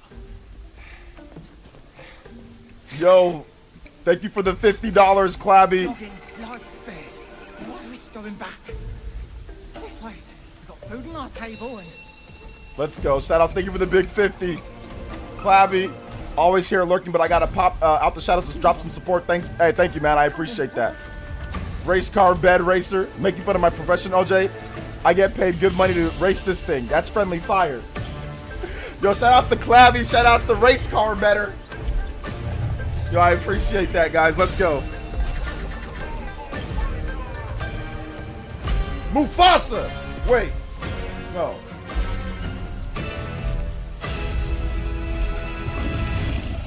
It's a tiger, not a lion.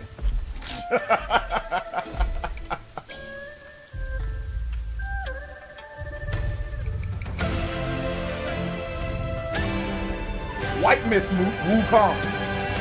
So the Black Myth Wukong, White Myth Wukong this time.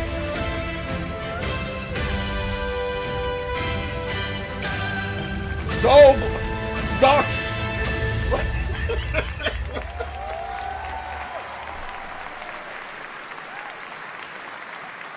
There's a special announcement. Game Science has announced and kicked off development of the second title in the Black Myth series, this time starring Zhong Kui, the ghost-catching god who wanders between hell and earth. This will once again be a single-player ARPG rooted in ancient Chinese myth and folklore. And don't worry, to those who love the Black Myth series, the westward journey won't end here either. It's been amazing opening night live tonight. Thank you so much to Shocks for joining me. Thank you so much, Jeff. I had so much fun. Also, a huge announcement at the end of that to close out Opening Night Live this year and kick off Gamescom 2025. It's been so much fun to host this thing again with you, Jeff. What an amazing show. Oh, it was such an amazing show. Great job to you. Thanks for coming back again, Shocks. And thank you to everyone for watching online and here, the audience in Cologne. What a great night. Have a great Gamescom 2025. And we'll see you on December 11th for the Game Awards in LA. Good night, everybody. Yo, Jeff Keighley, he's almost a calm man, bruh.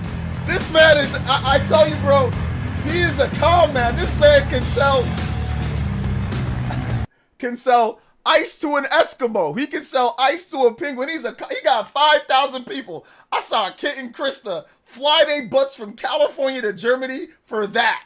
This man, like I said, he can sell ice to an Eskimo. 5,000 people all paying money, paying tickets to watch that show. Man, like I said, he's the smoothest con man in the history of con men. He got 5,000 people plus, sold out an arena, sold out a whole theater for that. Yo, and he's been doing it for a decade. He's been doing it for a decade, selling out arenas for mediocre shows with great games, with the worst trailers. Resident Evil 9 trailer was terrible. Like, just terrible. That was a terrible trailer. The Monster Hunter collaboration was terrible. They didn't show anything. It was terrible. Like, great games, terrible that's the thing with this thing. Great games that are gonna be good, terrible trailers that show absolutely nothing. Black Myth Wukong 2, yeah, a lion. Okay, that's great, that's cool. They didn't show nothing. Nothing. Like, great games, terrible trailers. This guy, like I said, he can sell ice to an Eskimo. You know what I'm saying? Like, he can sell water to a whale. This man is a con man. He is a con man at the highest level. A legal con man. That's what he is, bruh. Or a tiger or whatever. A legal con man. That's all I gotta say. He got Kate and Krista flying out from California to Germany for that? Alright, cool, bet. No, you'll never catch me going to a Keeley show unless I'm invited, paid for, and I can stream no problem whatsoever. Because this is a joke. Not because the games are bad, not because the heart's not in it, but it's the same thing. Once again, I don't hate the games. The games look cool. The games are gonna be great. I'm almost positive Resident Evil 9 is gonna be awesome. I'm almost positive that, Black Myth 2 is going to be great. I'm positive that the Final Fantasy collaboration is going to be awesome. I'm positive a lot of these Lords of the Fallen. But what did they show? They did not show anything. They did not show any actual real too much gameplay. And even there was tons of gotcha, mobile gotcha. Look, it's on PS5 too, but it's also just there was a bazillion mobile gotcha games. I get it, that this is what he's got to fund the show. So I'm not sitting here and hating outright and just saying Jeff Keighley's the devil and all this type of stuff and oh my god, this is the worst show ever in the world. I'm not saying that, guys. I'm not here to dookie on the games. I'm not here to sit there and say that the game was the worst thing ever. I am just saying you got people flying out from the US to go watch. Nah, there ain't no way you can sit here and tell me that is a good money well spent. To fly from California, to fly from the US to Germany to watch that? Unless you were already visiting somebody else or already planned to go there, that is not a good investment. I don't care what nobody says. Y'all see how much a ticket costs from here to Germany? I don't care if you can I don't care that you can expense it either. And I'm not pocket watching. I'm just saying I don't think it's worth flying out all the way out there. Shout outs to King Chris. They go to all the events, but like I said, this man can sell ice to an Eskimo, water to the whale. You know what I'm saying? He can I'm telling you, bro. I'm telling you, really can.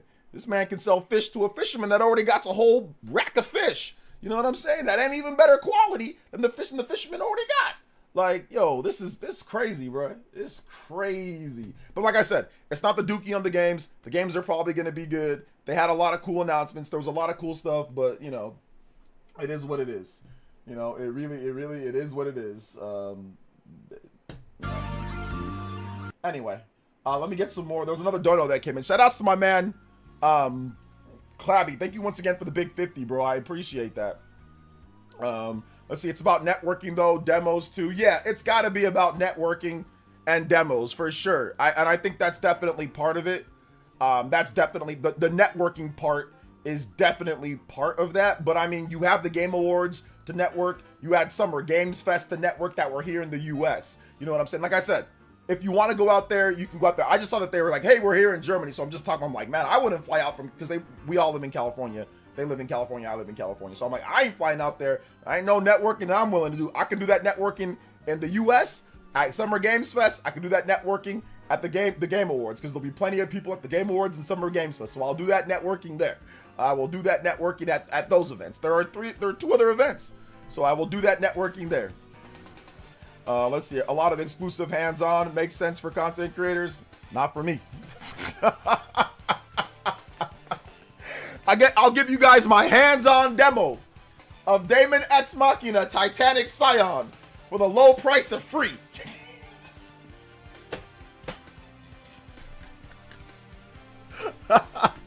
For the low price of free, you guys will get my expert hands-on experience with Daemon Ex Machina. I hope you guys enjoy. This is why I'm a bad content creator, guys. This is why my content's not very good. That's what anybody would say. This is why their content gets more views. This is why my content's not good, guys, because I'm not out to Germany, you know, and all. Shout outs to Kid and Chris though. They're the homies. They're great. It's not a knock. I'm just playing around a little bit. Let's see here. Wait, there's a Daemon Ex Machina demo. There is a Daemon Ex Machina demo. It is out. It is out right now for you to go download. It is out. It is out. It is out. Shout outs to my man, big love. Shout outs to my man, Clabby. Thank you for the big $50, man. I appreciate that, dude. Seriously. Super, super nice of you, man. Super, super nice of you. Also, Race Car Bed. Thank you, man, for the support. Almost double platinum, or 2.5 times platinum here. Only 2 combos away from that. Appreciate you guys, man. Let's see here. Show us gameplay. Show us gameplay. Once again, a lot of wishlist games here there at Gamescom. A lot of those games may not come out for the next 2 years. Yeah, like I said, the games were great, but the trailers were terrible. Like I don't think the trailers were that good. The games were good. Like a lot of these games are probably going to be really good. Like a lot of stuff, but the trailers, like that Resident Evil 9 trailer was terrible. Like it wasn't good. Like they already showed the game at Summer Games Fest. They ended on Resident Evil 9, so they showed it one time. So then they showed another trailer and they showed her walking through. You know, and then they showed a guy that was, hey, how's it going? Like, it was more funny than it was good. It was not a good trailer. They didn't show any gameplay mechanics. They didn't show any type of thing that you'll know. I mean, they showed that crusty first-person mode. They didn't show the third-person mode. Her mom got clapped too, like, which we already knew was going to happen. Yeah, they're trying to kind of show, like, oh, the horror. But we already know that there's going to be horror. Like, we already know, like, this is Capcom at their finest. Like, sitting there and, like, moving little inch move. It's like, they didn't really reveal anything. It was a bad trailer. The game's going to be great. The game's coming out early next year. It's going to be great. Everyone knows Resident Evil 9 is going to be a great game. It's going to review well. People are going to love it. But once again, like I said, when people were talking about, oh yeah, Resident Evil 9, I'm like, guys, like I don't get hyped about it because I know how Capcom moves. They will sit there and have 75 trailers before the game comes out, and they will show the most menial things. They did the same thing with Resident Evil 7. They did the same thing with Resident Evil 8. They're doing the same thing with Resident Evil 9. It's just this is just what they do. So while I'm excited for Capcom and their games and all that, I don't get excited to see them over and over and over and over and over and over and over and over and over. Now, I get it. It's good marketing. I'm not knocking their game. Capcom sells a lot, so I'm not knocking what they do or their game or how they operate. I'm just saying, I'm not going to be super excited about, oh, wow, I saw a lady or I saw a dude get clapped and then they went into a room and then her mom got clapped. Okay, I know. Like, that could have been better off just left for me not to see. I did not need to see that. I could have experienced it in the game, and I could have said, oh man, her mom gets, like, I didn't need to see that. It's just ruined some part of the immersion of the story. Now I know when I see that fat dude, when I see them, I already know what's gonna happen. Fat dude gonna get clapped, gonna get, you know, throat cut, and her mom gonna get clapped. I already know. It just ruins a single player game. That's all it does, is that it just ruins it. That's all I'm trying to say, guys. Like, it's not a knock against it. It's just, now we know what happens when we get to that part. Like, now it's very obvious, and it just ruins the immersion of the game. You already know what's going to happen. You already know. You already know the guy's going to get, bleh. Like, that wasn't needed. We didn't need to see that. We didn't need to see that part. Let's see here. Okay. Oh, Justin. Yeah, your dono did go through. Justin with the $3 donut says, I'm glad I had the Titanic Scion demo to get me through this. Also, Kirby Direct was better. I don't even care. Because Sakurai's a better presenter, and here's the reason why. Obviously, this has more games. It's gonna appeal to way more people. All that good stuff, right? But the reason why some people can get through a Direct for 45 minutes of yapping in this is that it was all about the game. it was all about the focus of the game, and it was all gameplay for the most part, right? So Sakurai was being funny, he was being, and like there was less lulls, less gotchas. So some people rather just get one thing that's focused and they can get through that compared to a bunch of mobile gotchas and games that they're not interested in. So that's the difference between it. So it's just a matter of the presentation flow. Sakurai is he's Sakurai, you know, so it's hard to compare. It's hard to compare overall, really. But yeah, that's why some people like directs more than, you know, these opening night lives, because one of them is a show built for a live audience and built for sponsors, whereas Nintendo Directs are just built for the viewers at home watching. It's a completely different, you know, completely different vibe, completely different tone, completely different everything, you know. But I mean, I get it though. Like they both can coexist, you know. So yeah, the only thing that you have Switch 2 owners was Indiana Jones, which honestly is something I'd expect in a direct. The only thing of note. I mean, I don't know. It's depending on what your opinion of note is. Some people think that Batman game. I don't like Lego Batman, but that Lego Batman game looked pretty cool for people who like Lego and for people who like Batman. I don't know. I think there was Indiana Jones, and to be honest, there wasn't a ton of things that were new that we didn't already know about. So, like I said, I wasn't expecting a bunch of Switch 2 games, and I didn't come here to sit there and blaze Switch 2 all over this presentation. That's not what this was about, so I don't really care. I've got a PS5, I've got an Xbox Series, so I don't care. If something doesn't come, it doesn't come. I'm looking forward to Nintendo's first-party games. That's what makes me excited to get into Nintendo games, with some Japanese third-party stuff here and there, you know, like Persona 3, things like that. So that's what I'm looking forward to playing. I don't need presentations like this to sit there and announce everything for Switch 2. That doesn't matter to me. But yeah. Let's see here. Pink with the $1.99 says rate Gamescom.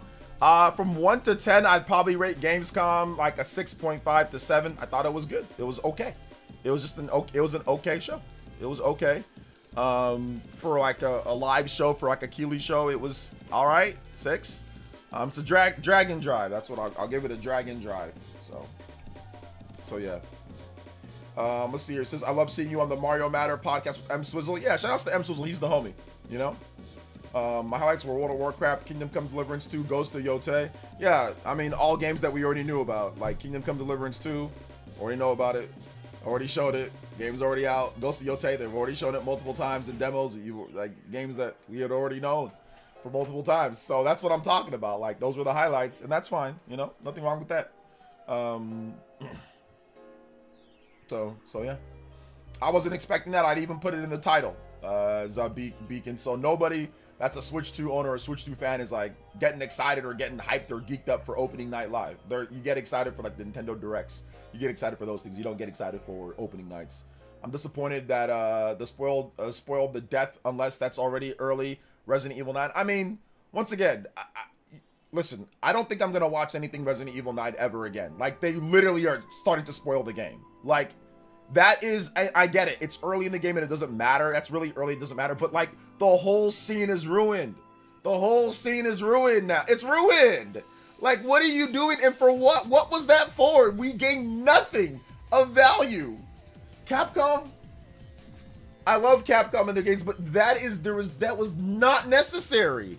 Just so they can have something. Just so people, oh, Resident Evil 9. Okay. Dude, what are you doing? Like, just make a CG trailer if that's the case. I know people want to see gameplay, but if you're going to do a gameplay, then do like a little battle scene. Do like a random battle scene that has you fighting against 2 or 3 different zombies, or against, like, don't do a freaking cut scene with a person dying and a jump scare. Like,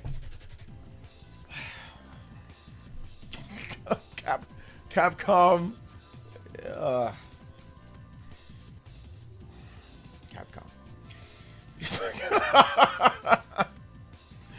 Let's see here. The death scene wasn't spoiled. It was totally spoiled. What do you mean? So when you play that part, are you not gonna know that fat guy is gonna get his throat slit? What are you talking about? So when you play, are you gonna be like, "Ooh, I wonder what happens to the fat man right there"?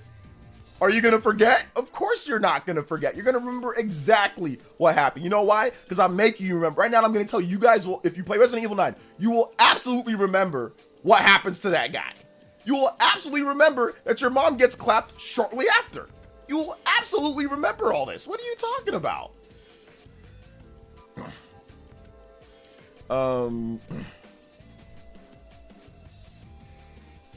So you constantly have Figurtronic says you constantly have awful takes.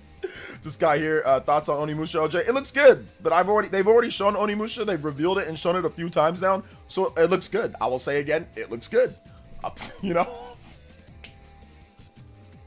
they've already shown gameplay multiple. I think they've shown they revealed it, then they had like a gameplay trailer. It looks good.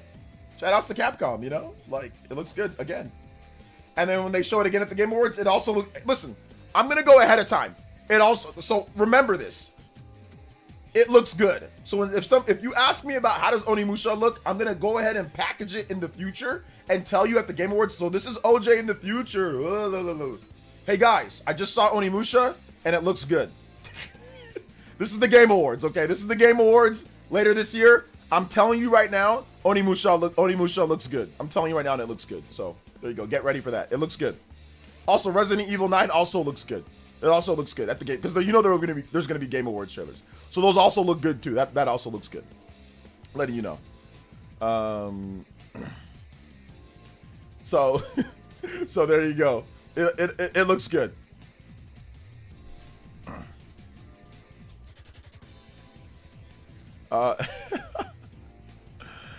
Oh man.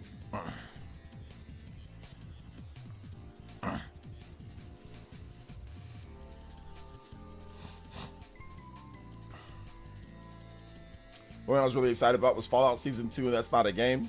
Fallout Season 2? Yeah, that looks really good too. That also looks good. That also looks good. Shout outs to Black Myth Wukong though. Black Myth Wukong 2. It's coming, you know. So people are gonna be excited for that because that's like that game sold a lot of copies, so.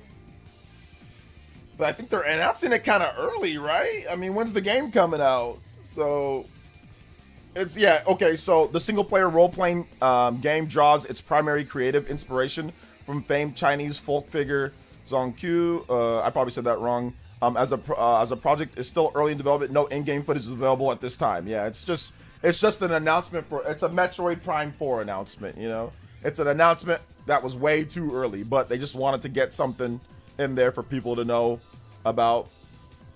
So yeah. Summary of the show. Yeah, it looks good. But all right, guys, I'm gonna wrap it up here. I would stay on and talk more, but like I said, my eyes tweaking a little bit, man. So I'm gonna take a little bit of time off. I'm gonna check out this Daemon X Machina demo. Probably get some gameplay footage of that and get you guys a video on that. We're gonna talk about Kirby. We're gonna talk about Super Smash Brothers, but I think we've done around, we've done around 6, almost 7 hours of streaming today. Almost a full, real work day, like a real, like a normal job work day of streaming. We've done a lot of streaming today, so I think I'm gonna chill a little bit. I'll probably take tomorrow off from streaming. And I'm gonna put together videos. So we're gonna get multiple videos for you guys. I'll probably just do a bunch of videos. I'll probably take a break and do a bunch of videos tonight, and probably get a Kirby video out, get a Smash Brothers video out, get a Daemon X Machina video out. So I'm gonna really work on videos tomorrow. So I'm gonna spend the day tomorrow off from streaming, but just working on videos for you guys periodically, randomly. So you guys should have videos today and tomorrow. And the next day, there should be at least 3 videos in 2 days. So I'm gonna really work on that. But today, I'm probably gonna take some time off for the rest of today. I might edit a video tonight and have that video ready for you guys today or tomorrow. And then tomorrow, I'm just gonna no streaming. I'll probably just work on videos for you guys. So yeah, that's what I'm just gonna kind of do that. All right, because I want to get a lot of stuff I want to talk about. But I also want to like individualize the videos a little bit more and talk about singular topics. So it's a bit more focused so people can like know what you're looking for. Like a lot of people tell me, well, they don't want to watch my whole video to get to what they want to talk about. So I want to kind of make a bit more individualized videos and then make a series of like news videos where you guys know it's like an actual news video. Like I want to title it better. So we might go back to like to the PE news or something like that, right? So you guys know which one's a news video, multiple topics, and which one's individual topics based. So we're going to start doing that again too. So I've kind of already started doing that a little bit where you can see more of it. It's not just like big Switch news or something like that, where it's actually like, okay, here's what's in the video, but there's obviously still other stuff that's not in the video. So I'm going to start titling so you guys know exactly, okay, what you're getting. So we're going to start doing that too again. We're going to go back to that. So all right, guys. Thank you guys so much for watching. I appreciate it. Thank you guys for coming out to the stream. Love you guys so much. Thank you guys for the big support. You guys were incredible today. 254 combo breaker. Appreciate you guys coming through. Appreciate you guys supporting. You guys know who you are. Clabby, Justin, Cyber Taurus, Party Man, Dank, Dior, all you guys that were here, that you guys were talking, figure drawing, you know, Angel Page, all you guys, man. Thank you guys to everybody that came out to the stream, everybody that subscribed. We got a bunch of, well, we actually didn't get a bunch of new subscribers today, but we got a few new subscribers, so that was all right. That was all right. So thank you guys so much for the support tonight, man. I appreciate it. And yeah, we will see you guys for the next one. All right. All right, guys. Peace out, homies. Love y'all. Bye. Bye, Felicia's.